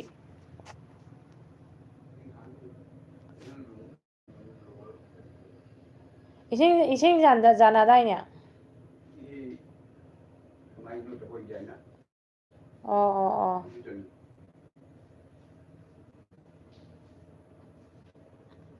ꯀꯩꯅꯣ ꯄꯩꯁꯥ ꯃꯨꯛꯇ ꯑꯣꯟ ꯆꯤꯔꯣꯕꯤ ꯊꯣꯛꯎꯔꯒ ꯃꯥ ꯂꯥꯛꯄꯁꯦ ꯑꯣꯟꯒ ꯍꯥꯏꯖꯜꯂꯤꯁꯦ ꯌꯦꯡꯉꯣ ꯇꯧꯅꯨ ꯆꯦꯅꯨ ꯑꯣꯟ ꯍꯧꯖꯤꯛ ꯁꯦꯠꯄ ꯃꯌꯥꯡ ꯑꯁꯤꯕ ꯀꯅꯥ ꯍꯥꯏꯃꯣꯅꯦ ꯅꯣꯡꯁꯥꯕꯒ ꯗꯥꯁꯤꯗꯒꯅ ꯃꯌꯥꯡ ꯑꯁꯤꯕ ꯃꯥꯜꯂꯤ ꯍꯥꯏꯔꯤꯕ ꯁꯨꯖꯥꯇꯥ ꯑꯝꯇꯪ ꯔꯥꯎꯟ ꯐꯤꯠ ꯊꯥꯖꯤꯟꯈꯣ ꯁꯨꯖꯥꯇꯥ ꯀꯨꯀꯤꯡ ꯕ꯭ꯂꯣꯒ ꯁꯟꯖꯅꯤ ꯂꯣꯡ ꯚꯤꯗꯤꯑꯣ ꯁꯛꯑꯦ ꯁꯨꯖꯥꯇꯥ ꯕ꯭ꯂꯣꯒ ꯆꯦ ꯄꯥꯔꯤ ꯅꯟदिꯅꯤ ꯑꯣꯏꯕꯁꯤ ꯀꯩ ꯍꯥꯏꯅꯣ ꯑꯥꯔꯖꯦꯅꯥ ꯃꯆꯦ ꯁꯣꯅꯤꯌꯥ ꯉꯥꯔꯤ ꯊꯣꯡꯕ ꯏꯆꯦ ꯁꯨꯖꯥꯇꯥ ꯕ꯭ꯂꯣꯒ ꯍꯥꯏ ꯄꯤꯌꯥꯂꯛꯁꯅꯤ ꯑꯥꯔꯖꯦꯟꯇꯤꯟ ꯕ꯭ꯂꯣꯒ ꯄꯤꯌꯥꯂꯛꯁꯅꯤ ꯋꯦꯜꯀꯝ ꯄꯥꯔꯤ ꯃꯣꯡꯕ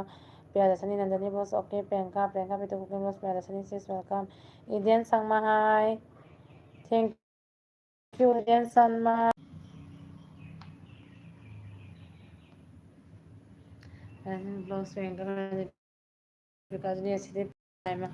ꯅꯦꯠꯁꯦ ꯌꯥꯝ ꯀꯥꯏ ꯍꯥꯏꯁꯤꯅꯦꯕꯣ ꯁꯂꯤꯂꯥꯡ ꯑꯃ ꯗꯥꯟꯁ ꯁꯣꯇꯥ ꯕ꯭ꯂꯣꯒ ꯎꯔꯨ ꯀꯩꯅꯣ ꯅꯦꯠ ꯍꯦꯛ ꯂꯣꯏꯔꯕꯣ ꯄꯥꯔ ꯗꯦ 2 GB ꯅꯤꯅꯦ 1.82 GB ꯑꯣꯏꯈꯔꯦ ꯍꯧꯖꯤꯛ ꯃꯁꯥꯕꯀꯥꯁ ꯑꯩ ꯃꯃꯥꯡ ꯑꯩ ꯄꯨꯟꯁꯤ ꯅꯤꯡꯁꯤꯡꯂꯛꯏ ꯁꯟ ꯌꯥꯝ ꯂꯣꯏꯔꯤꯉꯩ ꯃꯇꯝꯒꯤ ꯁꯪꯒꯣꯝ ꯁꯟ ꯂꯣꯏꯕꯁꯦ ꯀꯥꯟꯅꯕꯅꯤꯅꯦ ꯕꯤꯁꯒꯨꯅꯟꯗꯅꯤ ꯆꯦ ꯎꯔꯕꯁꯤ ꯑꯩ ꯑꯣꯏꯔꯕ ꯆꯦ ꯑꯣꯏꯔꯕ ꯅꯦꯠ ꯑꯩ ꯎꯔꯨꯔꯨꯁꯦ ꯀꯣꯛ ꯉꯥꯎꯏ ꯄ꯭ꯔꯤꯌꯥꯡꯀꯥ ꯄꯤꯟꯇꯨ ꯀꯨꯀꯤꯡ ꯕ꯭ꯂꯣꯒ आती हम प्यारसनी से रिटर्न कर दीजिए एविडेंस एड लाखोसे ꯍꯧꯒꯠꯂꯛꯑꯦ ꯕꯦꯝꯆꯥ ꯃꯩꯇꯩ ꯕꯣꯕꯤ ꯑꯩ ꯊꯝꯃꯒꯦ ꯂꯣꯏꯁꯟꯒꯦ ꯍꯣꯏ ꯂꯣꯏꯁꯟꯁꯦ ꯕꯣꯕꯤ ꯀꯌꯥ ꯐꯥꯎ ꯊꯥꯗꯣꯏꯅꯣ 5 ꯈꯛꯇꯪꯇꯅꯤꯗ ꯑꯥꯔꯖꯦ ꯃꯩꯇꯩ ꯃꯄꯤꯌꯥꯁꯦ ꯀꯔꯤ ꯏꯟꯖꯥꯡ ꯆꯥꯒꯦ ꯄꯤꯟꯇꯨ ꯀꯨꯀꯤꯡ ꯕ꯭ꯂꯣꯒ ꯁꯂꯤꯔꯥꯝ ꯍꯦꯜꯂꯣ ꯅꯦꯠ ꯄ꯭ꯔꯣꯕ꯭ꯂꯦꯝ ꯌꯥꯝ ꯑꯣꯏꯅꯦ ꯄꯤꯀꯥꯆꯨ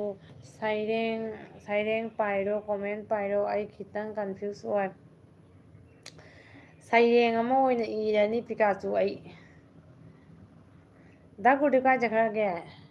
Priyanka Pintu cooking blog RJ भाई रिप्लाई कीजिए वाले मुंबा आरजे करी तरुणी एलबी यावो तमो ꯗꯥ ꯑꯥꯔꯖꯦ ꯃꯥꯡꯈ꯭ꯔꯕ ꯅꯠꯇ꯭ꯔꯒ ꯂꯩꯀꯥꯏ ꯀꯣꯏꯕ ꯆꯠꯈ꯭ꯔꯕ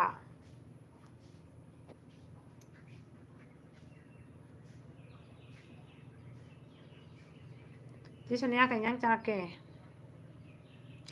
ꯔꯣꯏꯁꯦꯕꯝ ꯑꯣꯟ ला ला ला ला ला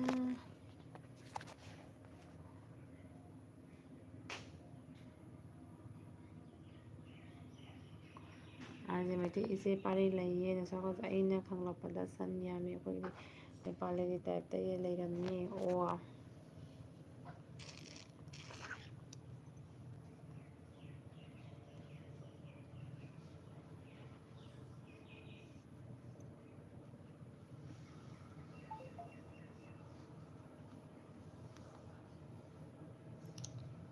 ꯁꯟ ꯂꯣꯏꯕꯁꯦ ꯌꯥꯝ ꯀꯥꯟꯅꯕ ꯄꯣꯠꯅꯤ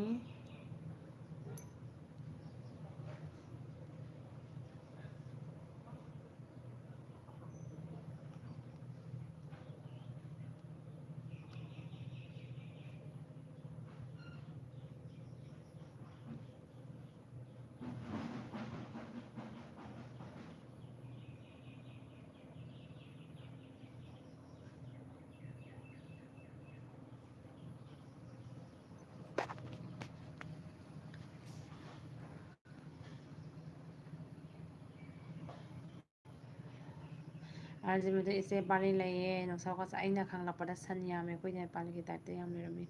ꯑꯣ ꯅꯦꯄꯥꯂꯤꯁꯦ ꯁꯟ ꯌꯥꯝ ꯂꯣꯏꯅꯕ꯭ꯔꯥ ꯍꯥꯏꯁꯦ ꯄꯥꯔꯤ ꯅꯨꯡꯁꯥꯕ ꯏꯅꯥꯎ ꯑꯃꯨꯛ ꯊꯦꯡꯅꯔꯦ ꯅꯅꯦꯕ ꯑꯩꯁꯨ ꯂꯩ ꯅꯨꯡꯁꯥꯕꯒ ꯅꯦꯄꯥꯂꯤ ꯍꯥꯏꯔꯒ ꯋꯥꯔꯤ ꯑꯃ ꯅꯤꯡꯁꯤꯡꯂꯛꯑꯦ ꯀꯔꯤ ꯋꯥꯔꯤꯅꯣ ꯅꯨꯡꯁꯥꯕ ꯅꯦꯄꯥꯂꯤ ꯅꯨꯄꯤ ꯀꯣꯏꯔꯝꯃꯤꯔꯥ ꯎꯔꯕꯁꯤ ꯁꯣꯏꯕ ꯀꯣꯟꯁ ꯑꯩꯈꯣꯏꯒꯤꯗꯤ ꯍꯧꯖꯤꯛ ꯂꯩꯌꯦ ꯁꯟ ꯃꯄꯤ 3ꯅꯤ ꯁꯪꯒꯣꯝ ꯕꯥꯜꯇꯤꯟ ꯑꯃ ꯊꯣꯛꯄꯤ ꯏꯅꯦꯝꯄꯣꯛꯅ ꯁꯨꯝꯃꯤ ꯑꯣꯏꯃꯥ ꯄꯥꯝꯃꯨꯏꯍꯦ ꯅꯣꯏꯒꯤ ꯑꯉꯥꯡ ꯂꯩꯇꯕ ꯁꯕꯀꯣꯟ ꯍꯣꯏ ꯏꯆꯦ ꯄꯥꯔꯤ ꯑꯅꯤꯃꯩꯇꯩ ꯅꯟꯗꯅꯤ 6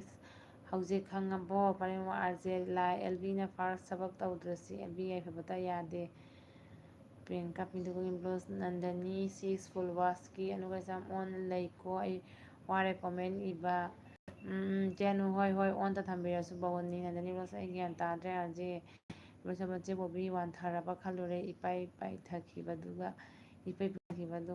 ꯋꯥꯁꯜꯂꯛꯑꯦꯅꯦꯍꯦ ꯄꯤꯀꯥꯆꯨ ꯕꯕꯜꯁꯤꯡꯅ ꯊꯠꯆꯜꯂꯤ ꯅꯪ ꯐꯦꯁꯇꯣ ꯊꯠꯆꯜꯂꯤꯃꯤ ꯃꯤꯅ ꯃꯌꯥꯡ ꯑꯁꯤ ꯃꯥꯜꯂꯦ ꯑꯩ ꯏꯀꯥꯏꯗꯩꯗꯨꯅ ꯉꯁꯥꯏ ꯏꯆꯦ ꯎꯔꯕꯁꯤ ꯌꯥꯝ ꯐꯩ ꯂꯣꯏꯁꯃꯛ ꯀꯣꯟꯁ ꯑꯅꯦꯝꯕ ꯏꯆꯦ ꯄꯥꯔꯤ ꯑꯦꯜꯕꯤ ꯇꯧꯗ꯭ꯔꯗꯤ ꯀꯩꯗꯧꯔꯦ ꯅꯨꯡꯉꯥꯏꯇꯦ ꯃꯥ ꯑꯦꯜꯕꯤ ꯇꯧꯗꯕꯁꯦ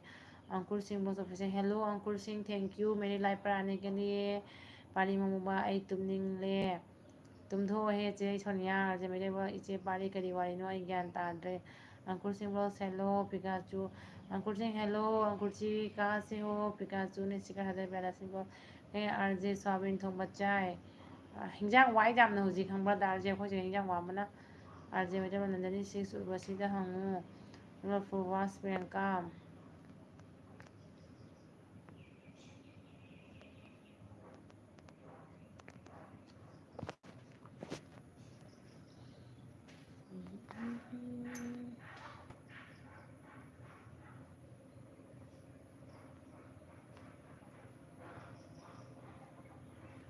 फिल्टर हापा जाए चेनंदनी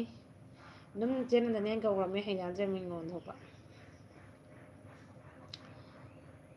अनिल फुलवास प्रियंका पारी मोमोबा कम करो मत करो मतलब नहीं लेकिन अभी बहुत ज़रूरी है हम सबका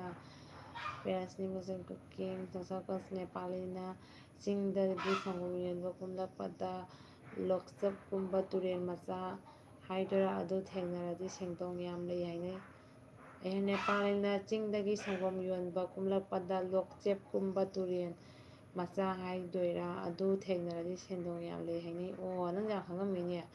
नंग ब्लॉग्स कुइरे उदबा कुइरे हे नमी उदबा नंगो कइनोने यूट्यूब का काउरबने नुंगाइबने नमी पिकाचो हिंजांग कई वारिबा माइरेन चाव थाहौद्रो माइरेन थाहौदे माइरेन तुसु चारासु चानिंगक्तेना कइनोने आरजे मैथै ब्लॉग इचे पारी ओइमकिरो पारेम बॉबी इसे अमा सकलाओ तुझे नाराज की जिंदगी इसे हपा जाम हाइतेने इबो हैरान हूँ मैं सब आरजे कइयांग चागे प्रियंका पिंटू को गेमलोस नंदनी सिजन अरे पेरसनी रूम थोंबा नेमस नमी कुइरे उदबा करम पालेगे नमी अखोगा लोइना कावरे मा मौंग अमनी मा दुगु लाइव तो जॉइन तौबिरा पीछे जदी थागली है नमी बस कावरे यूट्यूब का वीडियो कापा कावरे दुमने नमदसु तंजलकपनी खंब्रा नमी प्रियंका पिंटू को गेम ब्लॉग्स पैरासिनी 6 ज्वाइन करती हूँ नंदी ब्लॉग्स ओके प्रियंका पैरासिन को ओके नंदी ब्लॉग्स नुंगाई चे नंदी दी कमाइन तौरिके मसा लोक लिसिंग मिक्स तौरगा सेंदोंग तालिनी नेपाली सिंगी लोकी इसिंग मिक्स तौरगा सेंदोंग नेपाली मा लोकी इसिंग मिक्स तौरगा सेंदोंग तालिनी नेपाली सिंगसे आई कमाइन तौरिजानो दुबो मसा नोमी नंग असाई आई एलबी दा एग्जाम चेंज फ्री कईगिनो पारी मुमुबांग संगोमदो इसिंग यानबगी ओ पिकाचु अफबदो सको कावरदे हेक्ता ngangu aidi दुमाइन तौनतान ngang कावरदे ता ngangu aidi दुमाइन तौनी दुमाइन तानी एवं वामबोबी नोमी ब्लॉग्स खुदेहे अइना लाइफ ओरदे असुम चंगा इसिनी कावदेहे बनबलस उरबा नंगिदो चनपी अदुननी नंगिदो चनपी अदुनने कई हाइनोने नोमी पेरेंट्स ब्लॉग्स ऑन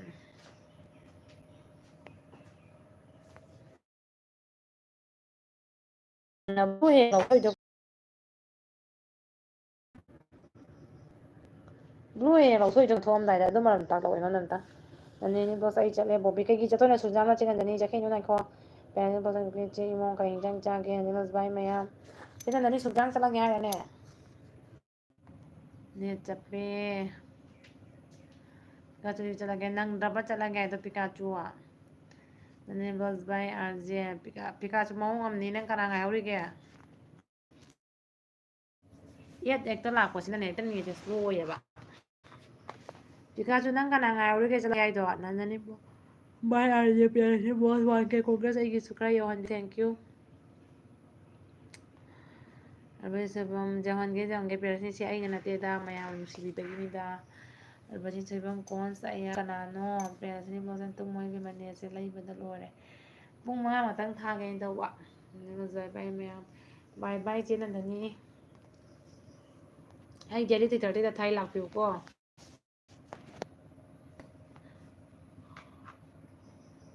वही उठाने गंदा तुम तारे प्रियंका बिंदु के पास पहले से 6 रिटर्न कर दीजिए प्रिया ब्लॉस 19 लाइक थैंक यू प्रिया नंगी डिपीजन नहीं है अरे मेरे पर गोभी से तुमने मुना लोरबनी को प्रिया दसनी दार जे दाम खंगम मिमीरा परे मा आई खोर खोर तुमी को तुमना मोबाइल उनारे हुजिंग नत्रा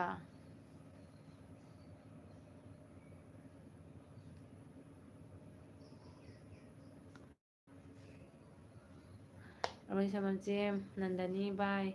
नोंसाबा कोन्स इचे उर्वशी कुकीना कदरबा नंदनी ब्लॉस हयेंसु फंगरसी बोबी होय चे नंदनी हयें पुंग 3 मखाइदा फंगरसी 3 नंत्रा 3 मखाइदा पेरेंट्स बोसन के आर्दो नंदनी कोन्स आया कयाम फत्रिनो नंदनी बाय उर्वशी पर आरजे तुमी बोबीना चापीबा लाकनी चंगांग ओइ थंगसी हुजी चंगांग थंगनरबनी चंगांग ओइ पीबा लाकेको परिमनंदनी नुंगाइरिबो प्रेसिडेंट बसोकी Priyanka already connect done ngarang na chiki ki wa mane loy bo lay do si sonia ja bo ja dai khal ta ho de kadawri khambra mi na bari chana na lai dagi lb tha ba ka wi bai wan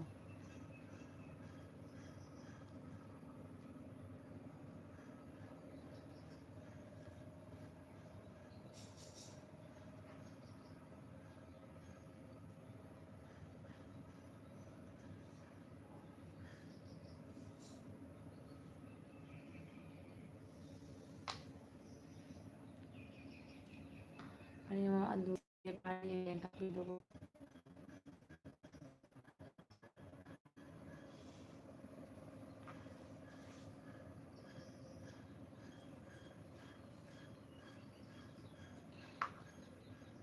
मुइना याम तन्बा माननी को तन्नी ने active होइड्रे मी याम संगते comment पागा दो rasgulla video पे comment किया है और पे बस नहीं मिलेगा ना गुडी तो होबदे लोय बस सपोर्ट होबने मा काय जखागे बे आई चा थकते को मतलब हम पिजाउना पिजरा लोरे कनो दारजे सुनु हिदा मना खाजा हपचलगा चागजा परे म बोबे वीडियो दना फसरी बहुजिना कतन मानदिको केरदी फजरे केरदी फजद्रेना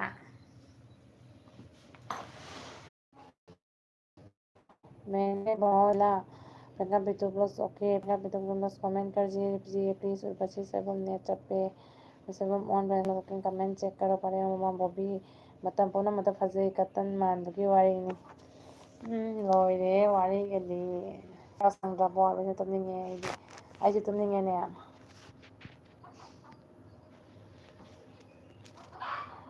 और बच्चे सब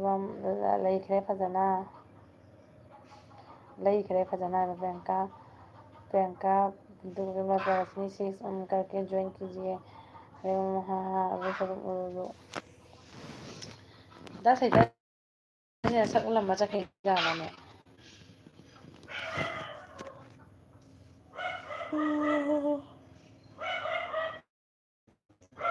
वासु वारा ताजे पुंगा बतनी जाबी याइदना नंसु गइमने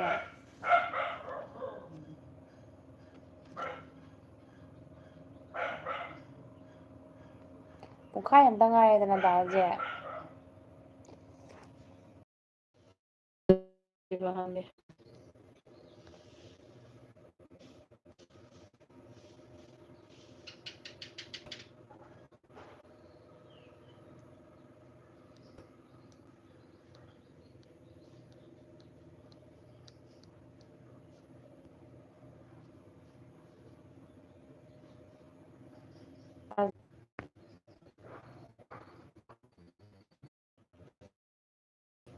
ꯄꯨꯡ 5ꯕꯨꯗꯤ ꯊꯥꯒꯦ ꯈꯟꯕꯅꯤ ꯑꯗꯣ ꯅꯦꯠꯁꯨ ꯌꯥꯗ꯭ꯔꯦ ꯃꯦꯁꯦꯖ ꯄꯩꯁꯥ ꯄꯦꯗ ꯃꯦꯁꯦꯖ ꯄꯥꯏꯁꯦ ꯄꯦꯗꯁꯦ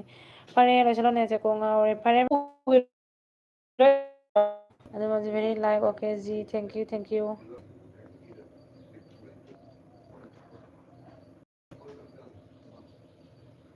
अरे ये मोबाइल से चला से जी हर्जी वेलकम लाइव में आप कैसे अच्छे थे कैसी अब्दुल माजी थैंक यू मेरे लाइव पर आने के लिए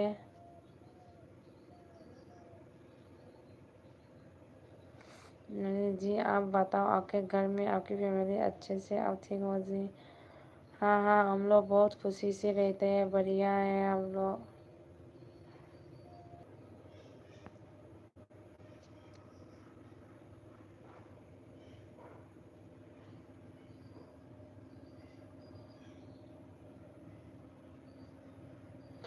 ꯃꯤ ꯄꯨꯝꯅꯃꯛ ꯆꯠꯈ꯭ꯔꯦ ꯅꯪꯒꯤ ꯅꯦꯠꯇꯣ ꯌꯥꯗ꯭ꯔꯦ ꯅꯦꯠ ꯌꯥꯗ꯭ꯔꯦ ꯂꯣꯏꯁꯤꯜꯂꯒ ꯇꯧꯕ ꯃꯤ ꯑꯃꯈꯛꯀ ꯆꯪꯉꯛꯏꯅꯦ ꯑꯩꯁꯦ ꯀꯩꯗ